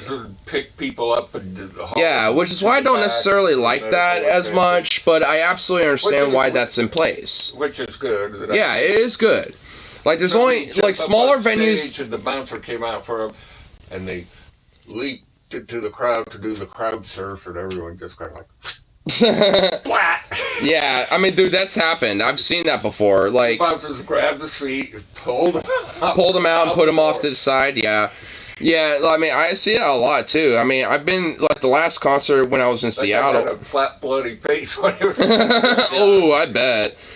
Yeah, like, because the not last... from the bouncers or anything, but just from leaping off and boom! Boom, yeah. On the cement floor. Yeah, because, the last concert when I was in Seattle, there was a lot of crowd surfers and shit, and luckily a lot of bouncers, you know, they're pretty much at this point, it seems like a lot of bouncers when it comes to that type of shit are basically there to, like, basically make sure that people, when they're crowd surfing, just land safely. Do anything stupid. Yeah, they don't be super stupid and also land safely. Because a lot of times I see bouncers basically just like, oh, crowd surfer. Whoop. All right, here you go. All right, escort you off to the side so you can go to the back of the crowd, basically. And then if you know, you can make your way back up to the front again, basically. I mean, like, that's kind of like how... What's the guy, Lord, never passed the pipe to an undercover cop? Oh, you've told me that story before. Wasn't that at, like, The Who or something like that? Oh, it's... who was that? Zeppelin or something? It was one of those... one of the big bands. Def Leppard, something like that. Def Leppard, yeah, something like that. That reminds me, like, because I had almost a story like that where I almost got kicked out of Journey because because I got caught with weed.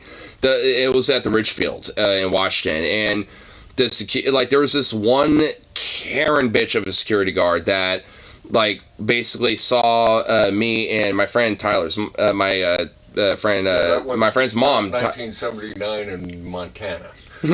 Well, this was like 2016 Washington, I guess. After weed was legal too, funny enough. Where it was like, there's Karen of security guard, like, in the smoking area, saw me and my friend's mom, my friend Tyler's mom, like, hanging out, smoking a bowl, out of one of Robert's ghetto rigs, like, taped weird bowls, too. And, like, I'm not even kidding, bro, it was one of those. Like, and, like, we were smoking right by the smoking area and shit, and one of them's like, that's marijuana, I know what that is, give it, man. And I was like, and I tried to kind of play it cool. It's like, no, this is tobacco. I just have a tobacco pipe right here. This is just, you know, something that's ghetto rigged, you know. And she's like, no, that's marijuana. I can smell it. Give it to me, or you're kicking you out. And I'm like, and my friend's one was like, just give it to her. And I'm just like, all right, fine. But my friend was like, oh, hell no, and like tried to stop her and all this other shit. Like, it ended up being kind of almost a big ordeal, and just like, here you go. And his mom, and his mom had to literally step in and be like, look, he's just kind of upset because, like, you know, you did that, but look, you know, don't kick us out, you know, I'll control him, whatever, blah blah blah. And, you know, she eventually, you know, cooled him down, and like, you know, eventually got back into the show and we were all chilling and stuff. But like, at least there, like, it was in between Willie Nelson and Journey, because Willie Nelson is one of the other headliners too. It was in between their sets, so it was like, of course, there's going to be weed being smoked, obviously. Duh, right? Yeah. And it's like, and also... If you're not smoking weed at a Willie Nelson concert, you're in the wrong spot. No shit, exactly. Yeah, and also, at least during Journey, we, you know, were like, you know, I smell some weed, because we, you know, because other people were smoking, obviously. So we kind of went into the back a little bit, and we noticed that somebody, you know, was hanging out, smoking a J, and we ended up talking to them a little bit, and we ended up sharing a J together, and there ended up being another security guard, you know, that came up, and we're like, hey, is there marijuana being smoked, blah, blah, blah, and we're just like, no, and we all just kind of, like, dispersed, and then once they left, we all kind of came back, and then we kind of noticed them observing, and then another security guard came over, and it's like, hey, I noticed that happen. Hey, look, I mean, some people here, when it comes to, like, security teams, are overzealous, blah, blah, blah. I was literally here the other night smoking some weed, you know, like, you know, some of us don't give a shit, but some of us are overzealous, like, you know, I'm sorry, you know, that's kind of happening, blah, blah, blah. Because we told them, you know, we told her our story a little bit, and she's like, yeah, that kind of sucks, you know, I kind of wish I could smoke with you, you know, blah, blah, blah, you know, all this other stuff. So it's like, it kind of reassured us a little bit, you know, knowing that at least not everyone was a total dick on, like, the whole security team, you know, for that night. Sure no one sees you. Well, yeah, because if anything, she told us, you know, yeah, she was like, hey, you know, just, you know, for future reference. I busted you with this time. Next time, don't get caught.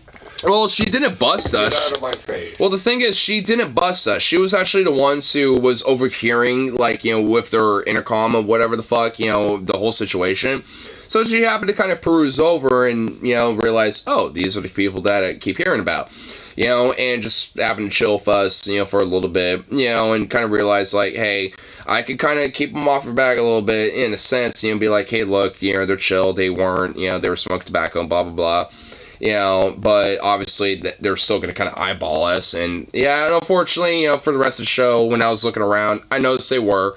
But whatever. You know, by the time, you know, the rest of the show was going on, you know, there was no reason for him to fucking fret. But the few zealous, you know, security, you know, at the time, yeah, they weren't really too happy about it. But at least, like I say, I almost got kicked out of Journey, which would have been a sad tale, but nonetheless a fun one, in a way. You know, it's just like, hey, you know, kind of living up to the whole 70s, 80s, you know, 90s era of, like, you know, going to concerts. Like, oh, accidentally got caught with weed, got kicked out. I mean, it's not like, you know, it's not the greatest badge of honor, but, you know, hey, it's something. I got a free ride halfway home to downtown Billings. See, I didn't get anything like that, so there's that. Nice old metal bed with bars on the window. You know, I had to deal with that at least once, but that was for totally different reasons, though. I just happened to be at the wrong place at the wrong time at the protests and stuff, and then I happened to be at one of the unlawful assembly areas, and was... This guy looks kind of cool. Load a bowl, take a hit, pass it to him. He grabbed my hands. Oh my god! You know, I'm just like, what? What the hell? What the hell? Damn. Oof. I'm just like, why are you wrestling? How about that guy? And that guy? And that guy? Yeah, what? Like, literally, what about everyone else? Like, that motherfucker, you know, that's what I hate about that shit. It's like, that cop literally saw everybody else smoking reefer, but he happened to get you because you're the one that happened to pass it to him. It's like, nah, it's like, if you're gonna do that, bust the entire fucking concert. Now, fuck that shit. And you know, and they know they can't, because if they did, there would be like a goddamn riot practically. You know, so they have to get the dude who passes it to him, because if not... Nowadays in a concert, this was like, the Metro. I mean, you can't if you... I mean, it's not that hard these days. It's like a great big box. Yeah. These days, it's actually pretty fucking easy to smoke. Arena, you know, you can do, like, hockey and skating and that type of stuff. They have, like, rodeo stuff and monster truck shows in there and stuff like that. When's the last time monster truck show happened here? It's been so fucking long. I I don't remember being like We went to one of 6 or those. 7 or something. Yeah. Like, it's been forever. Like, because I know my friend Harley's That's been... called. So the place where we were was pretty much like Metro, but I mean, Was it you Moda didn't Center have or to Rose bring Garden? weed to Or the Expo concerts Center? back in my day, because there'd be so much people smoking weed, you catch a buzz just by breathing. Yeah, the contact high, yeah. They turn on the lights and it's just like Just a fog. Just a fog of weed. shit, you can barely see through. What I love being in, like, those big-ass venues and stuff, you know, too, is, like, if you happen to, like, you know, be in, like, you know, nosebleed section, you can literally see, like, the little puffs of smoke of people taking tokes. It's kind of, it's just like, those people having a good vibe. Having a good time right there. Yeah, Especially when you're partaking in you that, can too. smoke indoors at this point in time, so everyone is like smoking cigarettes, smoking weed. Well, at least vapes and weed and stuff like that, yeah.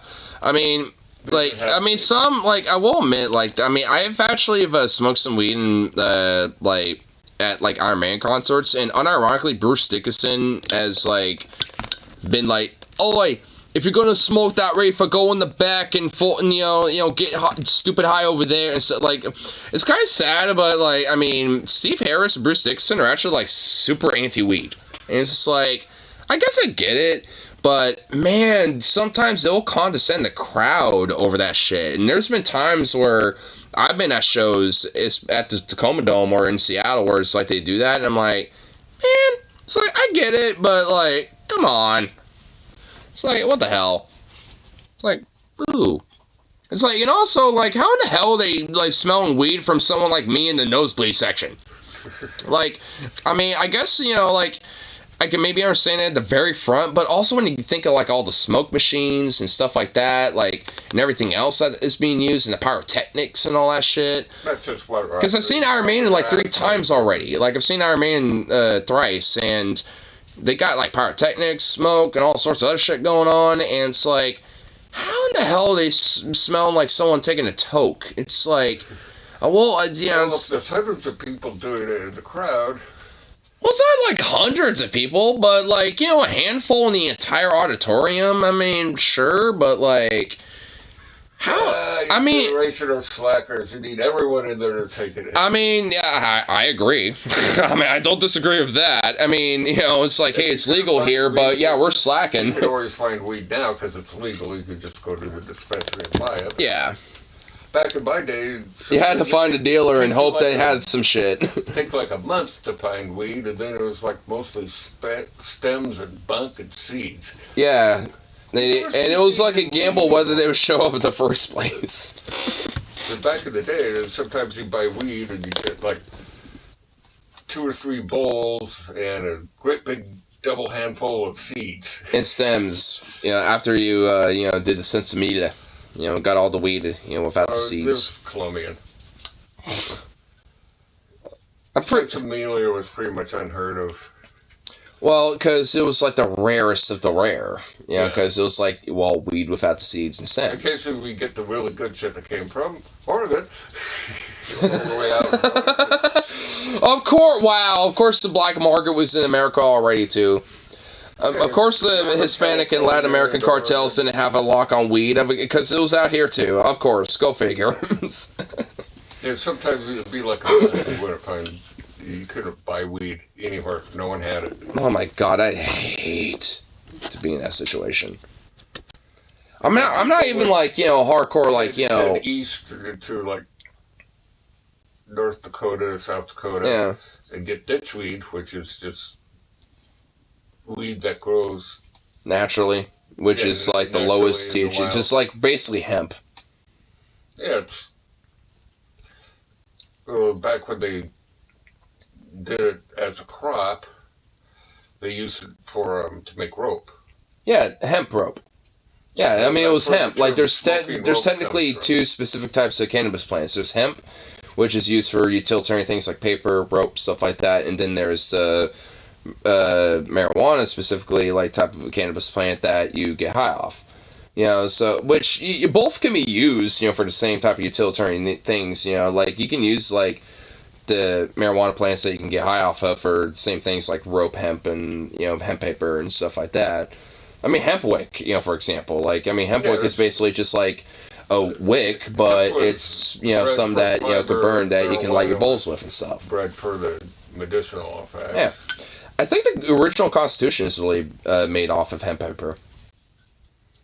I'm pretty sure it is. Yeah, it's back then paper would. Because like a lot of I think at least a couple. I think it's like there's a few founding fathers that literally unironically had hemp farms, like back in the day. I think George Washington was one of them, and there's a few others. I think Martha Washington, George's wife. Yeah. Loved to use it in cooking. Yeah. Because they have medicinal properties. You went over to George Washington's house for dinner. You can get a little bit of a slight little marijuana buzz off some of Martha Washington's little hemp brew tea or whatever. Dude, hell yeah. Or the stew. Or stew, yeah. Whatever. Whatever she was cooking, yeah. I'm sure Martha was actually kind of chill. George, not so much. It was that, if you actually kind of look into real history about the guy, it wasn't really that great, but his wife, she seems actually kind of chill. Yeah, for the time, it was pretty cool. Just like people should be free. Well, there's a little. It's part. He agreed to slavery because in order to make the United States one country, he had to agree to slavery. Well, that's kind of a little bit of a misnomer. He really didn't give one fuck or the other about like slavery and shit. And in fact, honestly, he was actually very mistreatful of his slaves. Like, his teeth and shit weren't made out of wood. They were literally taken out of slaves. Like, talk about it, dead people. Yeah, well, no, it wasn't dead people. He literally had loose teeth and stuff off his slaves. Like, he literally would have them ripped out and to make dentures and shit. Like, the dude's got a little bit of a darker past. There's some certain things about him that are certainly misnomers and a little bit myth-based and shit. Back in the days,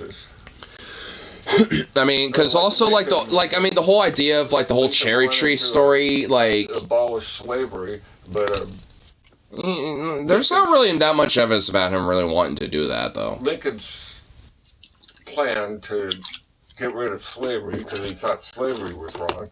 Lincoln, sure. All the black people in America, he wanted to ship them back to Africa. Well, that's where the whole idea of Liberia came from, which obviously is a very fucked up place and shit because of Goodyear.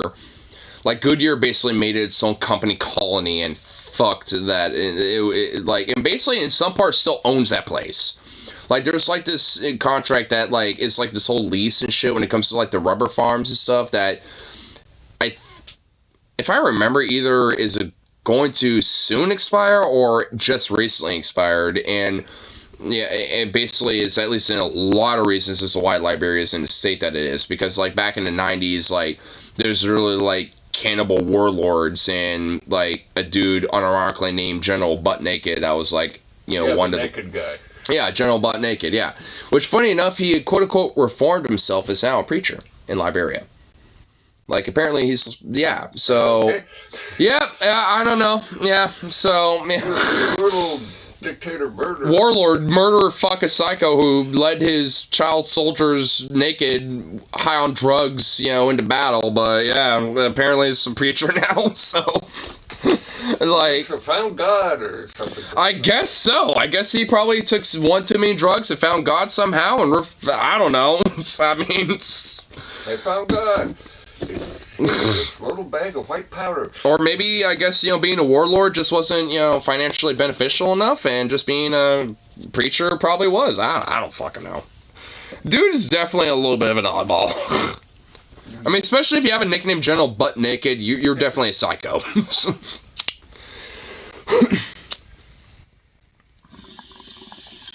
It's like, I might be a little more confident following somebody into battle that's butt naked as compared to following someone into battle that's covered with like sheets of armor. I'm just like, that naked guy, he's confident. But stupid and probably will die quicker. I don't want to die quick, so, But me, At least the person who's armored up is practical and is at least being pragmatic, even though you might be over preparing and being a little bit of a bitch. You know, wear too much armor. Well, I don't. You gotta be the balance. Robot-looking guy. I'm gonna mess with the guy that has. Yeah, the robot prince. Yeah. You don't want to mess with that dude, but like. I'm gonna mess with the guy that's just wearing normal clothes and carrying a sharp, pointy stick. That's the guy I'll kill. Just, you know, I mean, you need the balance. I mean, you gotta, like, you know, have a decent amount of armor, but at the same time, I mean... Not too much to encumber you. Yeah. Until we get power armor, and then, you know, we'll be set. They got that. Well, I mean, not like in what I'm talking about. I mean, like, you know Fallout, right? Like, the whole, like, you know, like, Bethesda's, like, game franchise Fallout? No, guys. A little bit? They got stuff now you can run real fast and... Well, I mean, like, well, what I mean is, like, okay, hold on. Here, let me show you. Right now they're just mainly using it for, like, amputees and stuff like that, so they can just... Well, that's like, I mean, that's totally different, though. That's, like, I mean, that's basically, like, you know, prosthetics and stuff. I mean, like, full, like, exo power. Here, this is what I'm talking about. Here, let me, pull it up for you. Even pull up a screen for it.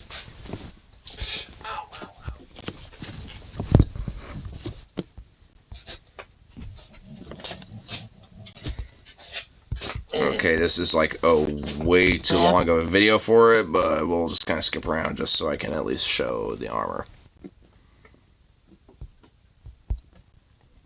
Okay, that's not the full set. I'll try to get it. Okay, here we go. Here, this is kind of what I'm talking about. This type of stuff, like full on. Well, yeah, this is power armor though. Like, I mean, the person that's inside of this is in like an exoskeleton, and the exoskeleton itself is powered by a fusion core that has all this armor. You know, that basically, you know, allows them to be, you know, fast and also pretty much be invulnerable to a lot of small arms fire and stuff like that. Yeah, and the ones I seen on TV were just, they look like those metal, you know, it's just like a metal print. You could pretty much still see the person. They just had metal. Yeah, kind of like a, like kind of like RoboCop-esque kind of armor almost, metal, right? Yeah. A metal bar with a motorized hinge and that's I think the hands were normal, but you could but at least you know, at least it's higher and stuff like that, but not too high because when you land, you're still. Well, yeah, you're still gonna take that same fall damage like you normally would. Yeah. Well, yeah, I mean, but the whole idea of these, you know, you're gonna be inside a little metal shell. Yeah. Well, the thing is, with the power armor like this, I mean, you can actually jump like, you know, skyscraper heights and be fine because like the whole idea. Skyscraper heights, but you can jump high. Well, yeah, I guess, but yeah, sure. At least in the Fallout world, this type of armor can at least do that because it has like, you know, hydraulics and things like that. You might be able to like jump up there with no problem. Well, up the ceiling. Well, I mean, with this type of power armor, you could probably jump higher than that. Honestly, I mean, at least, you know, with the idea with how it's constructed, because the idea is that it has the whole exosuit that has like all the hydraulics and all that stuff that helps, you know, like, you know, make it so that when let's say, you know, you fall from like 100 feet or something, that you wouldn't. You're still going to get squished. Well, in this, the thing is, at least in the Fallout world, this type of armor, you know, essentially, you know, doesn't happen because it has, you know, the hydraulic slash like the springs basically, you know, like, you know how like a bike has like, you know, when you land on your feet, it's like the shocks. Like the shock system, you know, with like, you know, on the bike and stuff. Yeah, it's basically the same idea. Like shock absorbers. Yeah, so shock absorbers. As long as you land on your feet. Oh, yeah, sure. Well, yeah, of course. Yeah, I'm sure if you know, fell on your face. Off a skyscraper, I'm sure if you fell on your face on power armor, it wouldn't be good. But if you landed on your feet or on your arms, you know, or on your hands with power armor, I mean, the shock absorbers would, you know, prevent, you know, a lot of that significant damage. I mean, you obviously would still feel it, I mean, to an extent, but, I mean, this type of power armor is like, I mean, because in the Fallout world, power armor, it's like in 20, 70, 100, you know, like, 2070 basically, and when Fallout really kind of begins as a universe is 2076, because that's when the nukes fly, and that's when the wastelands like kind of start culminating into the thing, and because there's like a whole big lore about it, but because the power armor essentially was like backstory is. Yeah, there's a huge backstory to it, because the power armor was initially prototypes by the U.S. Army in the Fallout world, in between its like competition for global power, for not just energy but also for political and geo dominance with China at this time. Because in the Fallout world, China and the U.S. are basically competing for practically, essentially, global dominance. And in the world, the USSR still exists, and the Eastern Warsaw Pact still exists, and all that kind of still is a thing, because like nuclear tech and all that shit is predominantly advanced in comparison to traditional energy sources, in a sense, like when it comes to fossil fuel stuff. So, nuclear tech, becomes very advanced, and predominant. So it's in pretty much everything from cars and shit like that. Well, now everything's going electric, but yeah, like electric and renewable energy stuff. But like in the Fallout, battery, or you have like a. Yeah, but like in the Fallout world, everything goes nuclear. Hybrids, you have a gasoline engine that powers the electrical generators in your car. Yeah, in the Fallout universe, pretty much everything goes nuclear, and pretty much everything kind of relatively, like culturally and aesthetically and everything in between kind of stays in the 50s, 60s, 70s era a little bit. So, like, pretty much, like, I mean, all intents and purposes, like the Cold War from like the 50s, 60s, 70s era essentially like stays a thing for literally a century, pretty much. And and like after China becomes more of a global power around the 70s and 80s, like yeah, like and after Mao's death, and after China became more of a global power after like the 80s onward. Like in the Fallout universe, that's kind of where things take a shift, where things kind of differ a little bit, and well, not just a little bit, but a lot, and because that's where a lot of nuclear tech advances and things like that, and leading up to pretty much Doomsday, which is like I think October 27th, 2076. And basically what was leading up to it was there was like a lot of worker strikes and a lot of like labor strikes going on, not just in the U.S., but also, which also at this point Canada was annexed, so that is also the U.S. So Canada is also part of the United States at this point, because I think in the 2050s the United States annexes Canada, and Canada's like, oh, okay. So they just kind of had it happen. Whatever, eh? Yeah, basically, so that so that's kind of what happens with that, and the government's not changing much. Well, yeah, I guess so, pretty much. Yeah, so but like around like 2076, like there was like a lot of labor strikes, so like a lot of like the yachts and mansions and like these places that a lot of the rich and elites were living in were kind of getting firebombed and stuff like that. And a lot of there was like a massive energy crisis, because like there was a lot of other resources like oil and various other resources and shit that were at like its minimal and were drastic, and also there was like a maximization of like nuclear weaponry, and there was also like a Battle of Anchorage where China and the U.S. battled, and like I forgot what year specifically in the game, in the lore's like franchise, the game wise, but basically that kind of set the stone a little bit about like the inevitable like 2076 in October where the nukes start flying. Because if I remember correctly, I think it was the U.S. that initially started it. When it came to that, if I remember correctly, in the lore wise. But when it happened, it basically just like set everything in stone, and basically led to the whole universe of Fallout, where the vaults with Vault Tech start coming into place. Which the whole idea of Vault Tech, at least ostensibly, was the idea to have people survive nuclear fallout, but realistically they were meant to be social experiments. Like, every vault was a social experiment in itself, like, in different ways. Like, so every vault had a different, like, psychological or social experiment going on with it. And, like, and everyone in that vault was essentially going to be a victim of that of some sort. And so some vaults, kind of fared better than others, because some of the social experiment of living by myself in the forest. Well, some of them were kind of like that a little bit. Like, some vaults, like, basically got succumbed by, like, nature and, like, kind of like, like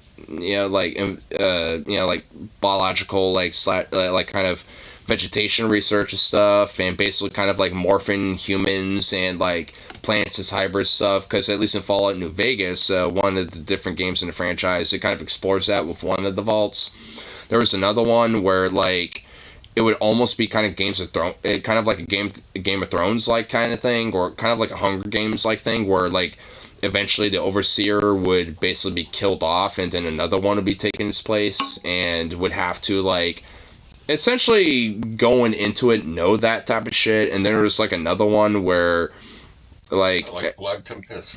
Yeah, and there was like another one where like everybody's type of shit was documented, but like was purposely like used at it. Like every vault had some shit going on with it. Like, I mean, it's kind of hard to like delve into every specific little thing, because I don't remember every little detail, but like, I mean, because there's all sorts of different vaults, from like Vault 76, Vault 101, Vault 3, like there's all sorts of different vaults, and all of them had different little things going on with them where, at the end of the day, the end result was just some sort of like research for Vault-Tec to, observe, after essentially the apocalypse, basically.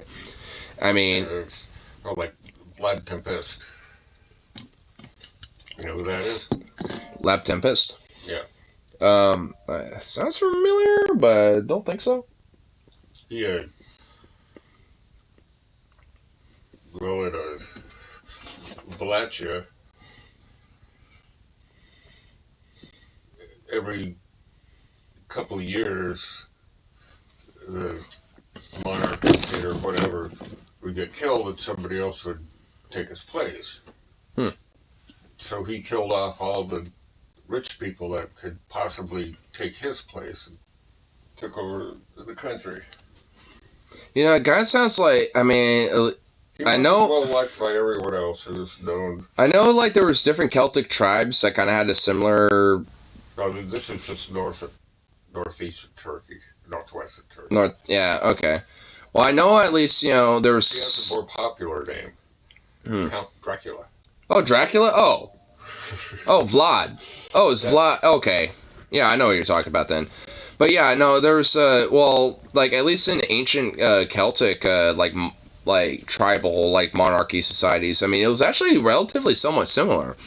Like, because I remember, from my understanding, because my friend Tyler's actually told me about this, like, a lot of Celtic tribes would have kind of a somewhat democratic form of a monarchy in a way, which is kind of weird to describe, but was the thing. Like, because they would basically, like, if they didn't like the monarch, if they didn't like the king or the queen, they... Somebody killed them and took over.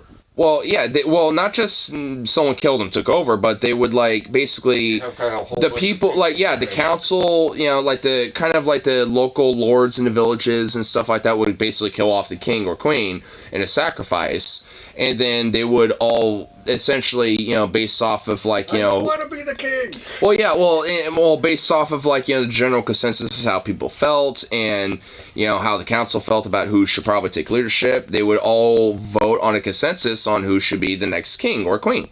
And... I'll be the king's advisor. That way, when he gets killed, I can advise the next guy. Yeah, I mean, yeah, yeah. Don't get killed. Well, I mean, the thing is, at least in, like, funny enough, at least with some Celtic monarchies and shit, they were, in a weird way, somewhat democratic in a sense because of that. Because it kind of kept the king and the royalty in check in that sense, because, like, if the people didn't like you, they could sacrifice you to the gods, and someone else will take your place. So, be someone that, people like. And that's why you have, like, famous names like Boudica and shit, because, I mean, like, she was basically like a fucking queen of the Celts, for a while, because she fucking, like, you rose up against Rome. Rose up against the Romans. Like it. Yeah. You don't want to be too much of an asshole. Well, obviously. You want to at least be somewhat benevolent. Unless you're Henry VIII, and then, you know, you just basically can do whatever you want. If you have enough power and royalty and wealth. Yeah, And you could literally start your own church. Power and royalty usually met a grisly end. Unless you're Henry VIII, because that guy, like, not always, because, you know, like, some of them had enough political influence and power to just do whatever they want. Because a part of the reason why the Protestant church started and the 30 Years' War begun, in a way, when it came to the schism between the Protestants / Lutherans and the Catholics, was because of Henry VIII. Because he started the Church of England, which was initially kind of the proto-beginnings of the Protestant church. Yeah, he did a lot.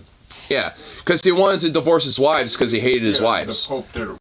There's only one wife that he actually liked, and it was the one he didn't really have that long because she died before he hated her, basically.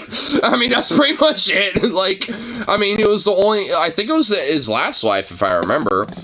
Like, I mean, because, like, or his fifth or fourth one? I forgot which one. But, like, I mean, like, it was like one of the ones in the middle. All his wives gave him head. Well, I'm sure they did, but I mean, they also got the head too. They also got their head off, yeah. They got their own heads off too, just as much as his. And at least you could say you got head from every one of his wives. Oh my god. Oh, well, I would prefer. Actually, I think most of them burnt the at the stake. sexual way rather than the guillotine way. Well, I think actually most of them burnt at the stake anyway. I think a few of them were beheaded, but I think a lot of them were just burned. Which is even worse. Yeah, that sucked. Unironically, just chop off my head. I don't want to be. I literally would rather drown than burn alive. I'm just gonna be honest with that. Because drowning's painful, but at least it's quick. Burning, like, you're gonna feel that for at least like 10 to 15 minutes. For a while. You're drowning, you don't feel it, but it's. Oh no, you will. Like when you're drowning, like, I mean, your lungs and everything are gonna be in severe pain. Like, yeah, you're gonna be in miserable pain for like a minute or two. But when you know, basically are deprived of oxygen enough, you're gonna pass out, and yeah. So that's what happens when you burn at the stake too. Well. Because the fire's around you. Yeah, to a degree, but you're also are still going to be. You die of suffocation before you die of getting burned. Well, it kind of depends. Either way, I mean, it depends. I'll pass on that. Well, no shit. But, like, it also depends on how that happens. I mean, I guess if you're burnt at the stake, sure, because, like, the fires are probably going to suffocate you before you truly get burned to death, but, like, I mean, I've seen some shit on Live Lake and stuff where that has not happened for people, and they're alive for way fucking longer than they probably should be. The internet is unfortunately a place where you can see some crazy fucking shit, and like, I mean, you remember when ISIS was at peak, right? Like, they were pushing a lot of their crazy ass fucking propaganda, insane videos. Like, I've seen a few of them, and like walking around with a head. Not just that, but like the actual executions too. Like there was the Jordanian pilots, the two pilots that they literally burned alive. Like I saw that video, and they were alive for more than like a few minutes. They were alive for a while, and it was pretty fucking like whoa. So it kind of puts you in a new perspective, like stick you in a cage. Yeah, like it puts you in a new perspective at like how much a human body can really endure with some shit. It's like, oh, it's like I'll trust you on that one. I don't need to. Yeah, that's why I'm not describing it. Because like, ooh, I mean that's part of the reason why they pushed that shit, because like, I mean they knew it was gonna have a psychological impact. Which, I mean, well, I suppose it did, but, I mean, they're pretty much like a figment of their former self anyway. I think they're pretty much like... kind of backfired on them. Yeah, that too. We want everyone to be afraid of us instead of just like everyone wanted to kill them. Well, I guess, I mean, in some way, I mean, a whole idea of, like, that is, you know, instill of fear. Like, if you're wanting to kill him, you know, in a sense, I mean, there is, like, a little bit of a level of fear to it, which, I mean, yeah, like, hardcore Islamo-fascist Wahhabism to the point where, like, anyone who does not follow their decree to the T, you know, will die in the most miserable way. Yeah, I mean, I'm a little fearful of that. And, you know, I mean... My opinion about religion, oh, you're going to kill me? I'll be whatever religion you want. I mean, I'm going to be whatever's the opposite of it is, and, you know, listen, for me, it's like, like, I'm not exactly about, like, that type... I could pretend to follow your religion or get burned at the stake. I'll pretend to follow your religion. Well, I mean, it's like well, the thing is, at least for me, is why I'm not so like that. At least for me, it's just because we see so much of like Christians in the U.S. that are basically feeling that way in a way, and it's just like, I mean, you know, especially when it comes to like, you know, people that might be in drag or might, you know, happen to be trans or gay or this and that or some shit, and it's just like, I mean, at least especially for some. That sucks. Well, there wasn't any really weed in there. That's why I was grinding more. But, like, at least for, you know, like a lot of, you know, at least these hardcore fundamental evangelicals shit, like, they kind of, you know, have that same type of position and shit. And at least for me, it's like, well, I mean, they're already, to an extent, the majority, at least a little bit, because, like, I mean, 70-something% of Americans at least identify as Christian to an extent, so it's like, they're already in the majority, yet think they're the victims and think, like, their whole way of life is going to be destroyed and want to, do, like, essentially, basically put, like, gay, bi people and stuff like that, like me, and whichever, just because, like, you know, we might be pedophiles or boomers, even though, like, frankly, a lot of churches have a lot of that type of, you know, problems going on themselves. Like, it wasn't that long. I don't give a crap, just get it out of my face. That's what I hate about now. It's just like, oh, you have to have I mean, that I agree with. It's like, I mean, so much of this, like, bullshit, like, oh my god, this is, like, you think I'm upset about, it's like, I mean, fuck off. Like, you're the one who's so absorbed in it. I think I'm a girl, so I gotta play on the girls' team. And that way I could win a bunch of medals. Fuck you. I mean, that's not even what I'm talking about. And, like, and honestly, who cares about that? It's like, I mean, there's all sorts of other variables, you know, when it comes to, like, sports and shit. I mean, I'm talking about people that, like, you know, or, you know, saying, I'm talking about people, like, you know, when it comes to just, like, saying, like, oh, hey, you know, I want to control, like, how, you know, someone else wants to live when it comes to, like, their religiosity and and when it comes to their identity. And well, the thing is, like, people, that's the thing, like, there's a lot of people who are queer, trans, and, you know, might partake in things that are, quote-unquote, degenerate, like drag or something like that, which doesn't affect anybody, and, you know, doesn't have any impact on anyone's lives and shit, but yet you got all these people that, like, are beyond self-absorbed in this type of shit, and make it, like, you know, some mainstream, like, insane, like, thing where it's, like, plaguing society when it isn't at all. Like, I mean, it's just, like, I mean, it's just something that happens to be, and it's just being more normalized because, you know, there are just more people that recognize that it's a thing. You know, and it's just like, just recognizing it's a thing, you know, doesn't necessarily mean it's like destroying or removing something else about life. Shoving it down your throat, just like, oh, you gotta do this, you gotta do this. Look, I don't shove heterosexuality down your throat. Well, I mean, that's kind of, well, that the problem is, like, yeah, I mean, well, the thing is, like, obviously someone like you aren't, but, like, I mean, you know, when it comes to a lot of, like, you know, the general normativity of society, I mean, it kind of does to an extent. Oh, I see what you're getting. I think you got it. But, like, I mean, when it comes to, like, you know, broader, like, you know, queer culture and stuff, that isn't seen as normative, and if anything, it's just kind of seen as more of a mockery up until, like, the last, like, couple years, you know, and shit, when it comes to, like, media and entertainment. Yeah, because just seeing it's more... I don't give a shit. They just don't, like, get in my face and to me. I mean, the most recent... the most recent movie that I saw... Religious zealots and, you know, people like that, just shut up and get out of my face. Yeah. I mean, the most recent movie I just want to walk into the Quick Mart and get a...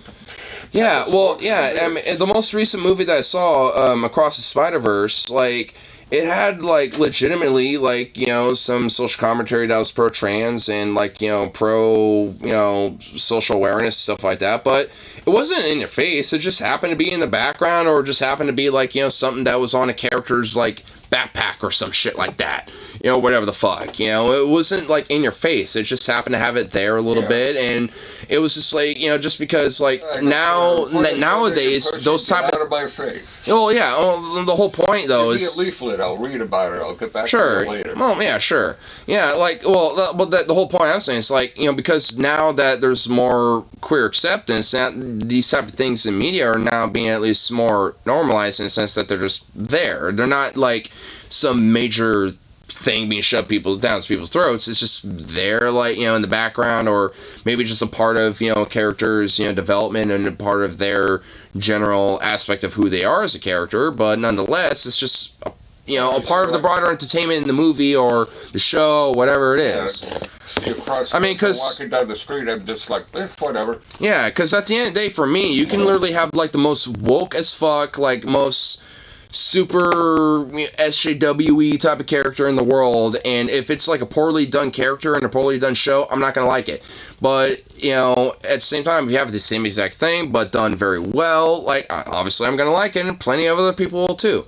That's why movies like Across the Spider-Verse and other movies like that work so fucking well, because they can implement, you know, this whole like SJW woke stuff in there, but not necessarily like be like, I guess, like, I don't know, like virtue signaling, I guess, about it, where it's just there. It's just like, quote, normalized in a sense. It's normative, you know, in the broader, you know, like it is sphere. In the real world.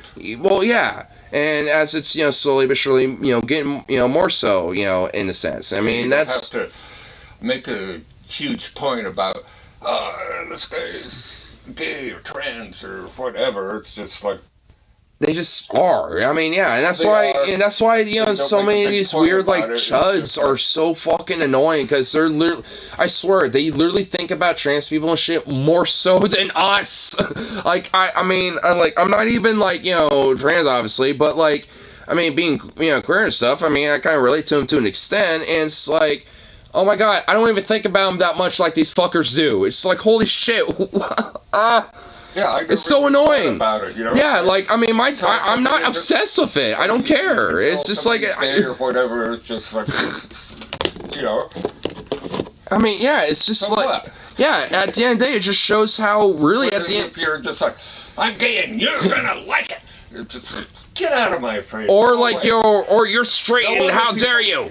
It's like, you're gay and you're wrong and how dare you! Yeah, I mean, it's a two-way street with it.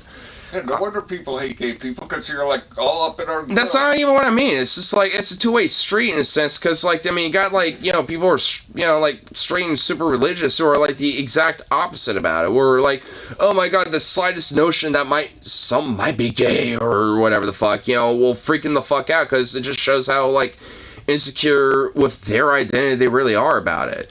Which is why it's so hyper fixated, you know, these days with this cultural bullshit, because like, so many of them are insecure about it. Like, I mean, because... Yeah. I mean, like, because, like, they're, like, I mean, trans people and queer people and gay people aren't, like, going out of their way to try to shove it down people's throats, you know, like, every fucking day or some shit. Because, you know, like, they're the ones that are super fixated on it. It's like, I mean, we just want to chill, you know? It's like, we enjoy beer, we smoke weed, we have entertainment just like anybody else does, because we're fucking human. I mean, you know, it's like, we just want to be treated like that, that's it. Someone's obviously gay, and you come in and, you know, you want gas or something at the store. I don't give a shit. Well, yeah. I mean, and that's kind of the whole broader point about, like, the whole, like, you know... Red, whatever. Yeah, I mean, that's kind of the whole general, like, broader, you know, idea of being woke is about, is trying to, you know, get to and achieve to the point where, like, at the end of the day, regardless of what background, identity and shit you are, it's like, we have a system in society that, you know, doesn't discriminate against that, and just, like, you know, treats you for who you are as a person, you know, as who you are, and just, like, moving forward with... Flight blocker. Well, I mean, still can get to that, but... Well, if it's empty. Well, they're both empty. I'm just stacking them now, because I was bored. Wow. But yeah, I mean the whole because the whole idea about it is just like so everyone can just kind of feel comfortable and chill, just being who they are and stuff, and not having to like have this like sense of insecurity or worry or like this sense of like, oh my god, this thing's being shoved down the throat. Where regardless of whatever the fuck it really is, honestly, at the end of the day. Because, like, I mean, it, because whatever your identity or what your shit is, I mean, it shouldn't matter. Of society, no one's going to really care or even know. I guess if you're a dude in a dress and makeup, that's obvious, but... Well, I mean, if you're in drag, I mean, but even then, I mean, like, I mean, there's some people who are, there's some dudes who could be in drag who could pass pretty fucking damn well, though. I'm just saying. But, I mean, and they look pretty damn fat. The gas station had people come in and drag. I'm just like... Oh, yeah, not everybody's going to be able to knock it out of the park. Have a nice day. That's what I'd say to anybody. Well, yeah. And obviously not everyone's going to knock it out of the park. But honestly, not even cis people can knock it out of the park. Oh, this one guy that came in, a girl or whatever. Just like... Dude, shave... Maybe a little makeup. Well, like I said, not everyone... Oopsies wouldn't hurt. Just like, I mean, not everyone can knock it out of the park. I will say that, so, I mean... This guy was... I mean, definitely a foul ball. Foul ball? Maybe 2 foul balls. They didn't get down that low to smell.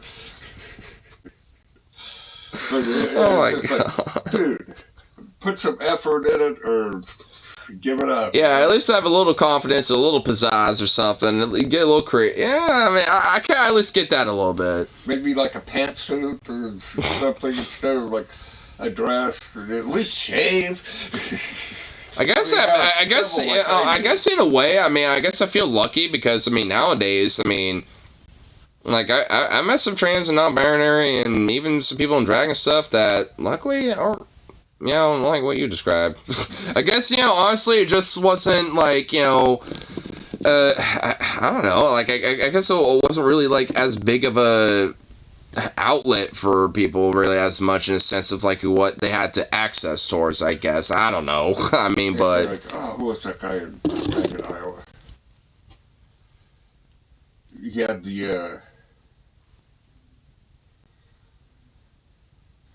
the Naked Christian Church.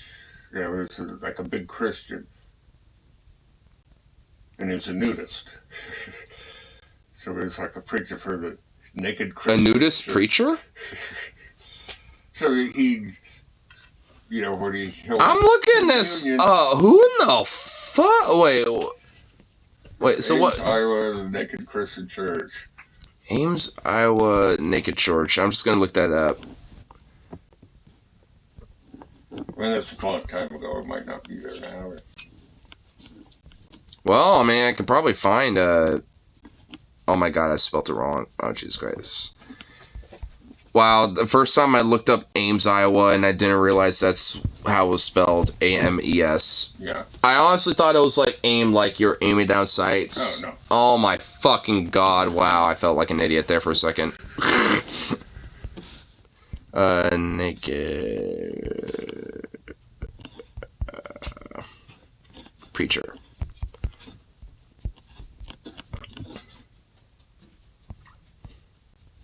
Oh my god, I think there's there's at least something on YouTube and something on Facebook. Wait, 2022? The Naked Pastor. This is on YouTube. Thank you for joining us on another episode of Ladder Gay Stories. Okay, that's the YouTube channel. Probably some guy. I don't think it was gay. Well, I think that's just a YouTube channel reacting to it. Every time I see him, it was in close. Thank God. The Naked. Was his name David Hayward? David Hayward. No, for the. Think so. He's known around the world as the Naked Pastor. You've liked seeing his cartoons, social media, on Prime. But who's David Hayward? Why is? Huh? Well, he said it was part of the LGBT. Oh, here. Let me see if I can find something else. I'm not sure. I mean, this guy seemed like a normal heterosexual type of guy, but Wait, I found I found a Wikipedia on a guy named Zevs Cosmos. Also found a Zeus born. I'm not even gonna try to pronounce that. Is a Canadian social nudist activist and the founder of the nudist Christian Church of the Blessed Virgin Jesus. Yeah, it's a nudist Christian. That's a nudist Christian church. Nudist Christian Church of the Blessed Virgin Jesus. Is that what it's called? Yeah, I think he was just. Well, Cosmos referred himself as the bishop of the. Well, that church as early as November 1984. In 1985, I guess it would be around your timeline or time frame. So Cosmos said that God commanded him to travel to the Utah-Arizona border. While in this area, Cosmos said that God and an angel named Iphigenia appeared to him naked and told him to go to a cave in a nearby ridge. While in the cave, oh my God, he actually found a cave, apparently. Yeah, I guess so. That's true. God and the angel appeared again, and so a schizophrenic, I guess, and gave Cosmos a revelation, which Cosmos recorded. Why is his name Cosmos? I'm feeling like I'm thinking of Cosmos of the Fairy Odd Parents or something. That might actually be the guy. Yeah, it might be, actually, now that I'm looking at it.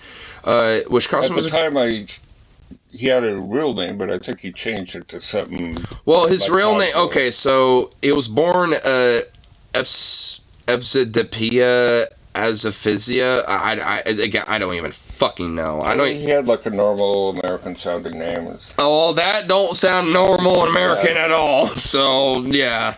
I don't even know what. How do you even pronounce this? It doesn't even have a way to pronounce it. It's just there. One good thing when you're naming a kid, make sure it's something you can pronounce. Izidiapia Azifsia? I don't know. Like, that's Zevs Cosmos. That might be the guy. Well, that's his name, but he also found a Zeus Cosmos, he was born as whatever the hell. That's what his born name is, but Zevs Cosmos is what he called himself. That might be the guy, I'm not sure. Well, I guess he is the founder of this whole nudist church, so yeah, probably. Yeah, he had like his own church and went around. Oh my God! Hold on. Oh no, I think I found some deets. So he he recorded and named the Book of Zevs. But the teachings of that. The Book of Zevs instructs Cosmos to build a nudist community called the city of... God damn it, where'd it go? The city of Cosmos, which was situated northwest of the Grand Canyon. The book also condemns Mormon fundamentalists near Utah-Arizona border for the practice of plural marriage and their belief in inferiority of black people. Oh, so they're actually based. Okay. So they're pretty egalitarian. They're like, you know what? Fuck you Mormons for, being racist. So, okay, cool. Other teachings, blah, blah, blah. Teaches the nudity is the foundational state of being to lead a good life, and teaches problems with sexuality, body image. It teaches that problems with sexuality, body image, pornography, and crime would all be solved if society would adopt the newest lifestyle. I agree with at least one part of that. Sexuality. I feel like America's weird, prudist, sexuality stick-ups would probably go away. That's what everyone says. Well, because in Europe, they're more chill about it. They don't care about naked bodies as much as, we in America do. Around the rest of the world, they don't really care as much, yeah. Sex is like a casual thing, oh, hey, how's it going, type of thing.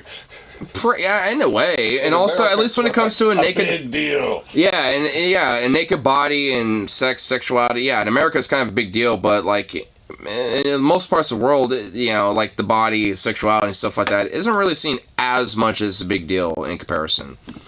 I mean, some places still do feel. Do you see wearing a bra?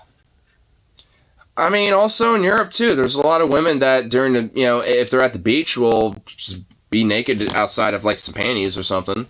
There's plenty of women in Europe that'll just go free titty. I'm just saying. I mean, it's not just in Africa or anywhere. I mean, they got a nudist beach. in Oregon somewhere. Savi's Island. Yeah, Savvy Islands, and there's a few places actually in Oregon. There's a few designated areas. In Hawaii, they had a popular beach over here for all the tourists, and then there was a rock outcropping into the ocean, and they had a little nudist beach over there. Yeah, actually, want to know I'm going to snorkel over to snorkel over. I mean, you want to know something actually funny enough? I found out like. Technically, I mean, you in Portland, you can't be nude unless you're doing a protest, and I didn't know that about the naked bike ride because it's technically a protest.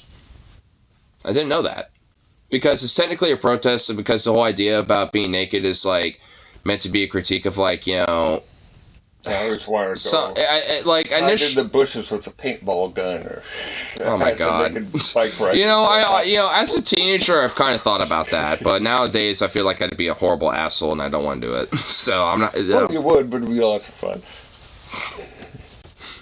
But I mean, yeah. From my understanding, it's a protest. If I remember, at least my friend told me about it tonight, but I forgot exactly the specifics. But it was about like. The environment in a sense. I think about like trying to like, kind of like reconnect with like like the whole idea about like Mother Earth and trying to like kind of bring our balance with our place in it and stuff. I mean the whole idea is like they pretty much are having an excuse to do it so the cops don't fuck with them basically, which makes sense. I mean because like if you want to do something like that but you can't really do it unless you're doing a protest, and you might as well have something in place to make it like a protest. Naked riding a bike through downtown Portland, you're going to get arrested. But if you're a couple hundred people naked riding bikes through downtown pretty Portland, much, yeah, that's kind of the idea. Like, whatever. Well, yeah, especially if you have like a protest merit, so it's not officially illegal. I mean, then there you go. I mean, that's so even though it's like not. At least like culturally it's not seen as a protest event, it's technically established as such, so law don't fuck with people. I mean, and obviously you can be as bare as you want, not everybody's naked in the bike ride, obviously, so, I mean, it's basically kind of one of those things.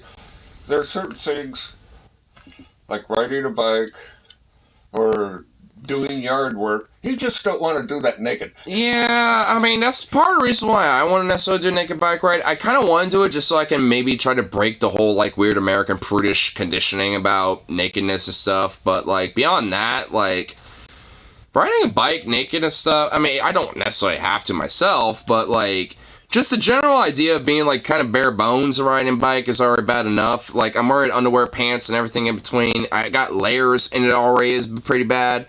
So, like, and you still get chafed every time you. That's what I mean. It's already pretty bad as it is. So fuck that shit. Right, left, right. Yeah, pretty much. And you have to like get up and then like do a little adjustment while you're standing up off your seat and everything. Okay. And then a couple of pedals later, it's like right, left, right. I'm just like, ow. I don't think your nuts are supposed to be like shuffled like that. Kind of hurts. Yeah, no shit. And then they always had I could never find a decent bike seat. Something that's for real, dude. They all have these little narrow bike seats with that long nose. Well, the whole idea. The nuts, and then like the whole. I get the idea. It doesn't even cover your butt cheeks. It basically shoves up your butt crack. I mean, unless you have one of those beach cruiser seats like I do, because like they do have the big wide ones. Yeah, because at least you can kind of sit down on it. I got a bike. I swear, for the life of me. You know what? I just realized. Yeah, that little nose thing that shouldn't be there. It really shouldn't. I feel like I would probably have more stability. I definitely agree with you on that. Actually, I feel like actually you probably would maybe have a little bit more stability in a sense, just because like I guess you wouldn't necessarily have something purposely spacing your legs apart, but you also have the bike frame doing that too, right? Like, I mean, so. Hey, another thing is the boys' bikes and the girls' bikes. Now, how come the boys' bikes have the bar from under the seat up to the handlebars? That way, if you slip off the seat. Dude, also, like, also... Right in the nuts. And the girls' bikes don't have that. And also, like, open space, and just like, dude, also, actually, should be reversed. well, the thing is, like, the whole idea of things like that being gendered are kind of dumb anyway, because those female bikes are actually basically European bikes. Like, a lot of European bikes actually have that little, like, curve you're talking about, because then when you're riding a bike, you can just, boop, do that and get off. Like, it's basically just something so you can easily get your foot off, instead of, like, basically like you're a horse, you know, like, hiking your leg over and shit. You know, if you slip off the seat, you don't rack your nuts. that, yeah. I mean, honestly, like, a lot of European bikes are, especially Netherlands and Dutch bikes, are utterly superior. Like, honestly, I mean, I wish they were more cheaper and more easily accessible, but at least in Portland, there's such a bike culture that there is, like, kind of an overlap a little bit around here, but they're still pretty fucking expensive. Because, goddamn, I'd love to have one of those. Just go to Norway and buy one. It's probably cheap there. Oh, I'm sure, but yeah, let me try to figure out how to bring that back. Yeah, let me import that motherfucker back over here. Carry on luggage. Yeah, carry on. Yeah, I need a carry on my bike. Here, let me put this in the storage compartment. See, the frame will fit up here. Almost. So put the tires under the... Yeah, we'll put the tires under the seat. Oh, my lord. Holy crap, it's light out. Oh my, yeah, I can see the light coming through the crack. I know, I just realized that. Oh my lord, oh my god, it is 6 a.m. Yeah, I better try to get some. Well, I pretty much had an all-nighter, so I'm just gonna stay up. Fuck it. July, it's gonna be a busy day. Well, yeah, I think I'm just gonna, you know, be concrete on doing barbecuing tonight. Or today. Not tonight. God, gee, oh my god. My brain is still on night mode. Charles, what are you doing outside? Oh, is Carly chilling? Did I leave the door open? Little kitty boy. Yeah, Mr.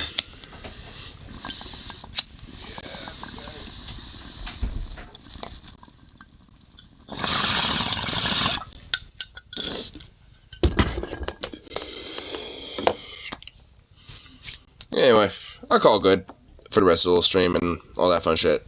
So, I would say for the evening, but it's pretty much morning. So, peace out, of course. I'll see y'all in the next.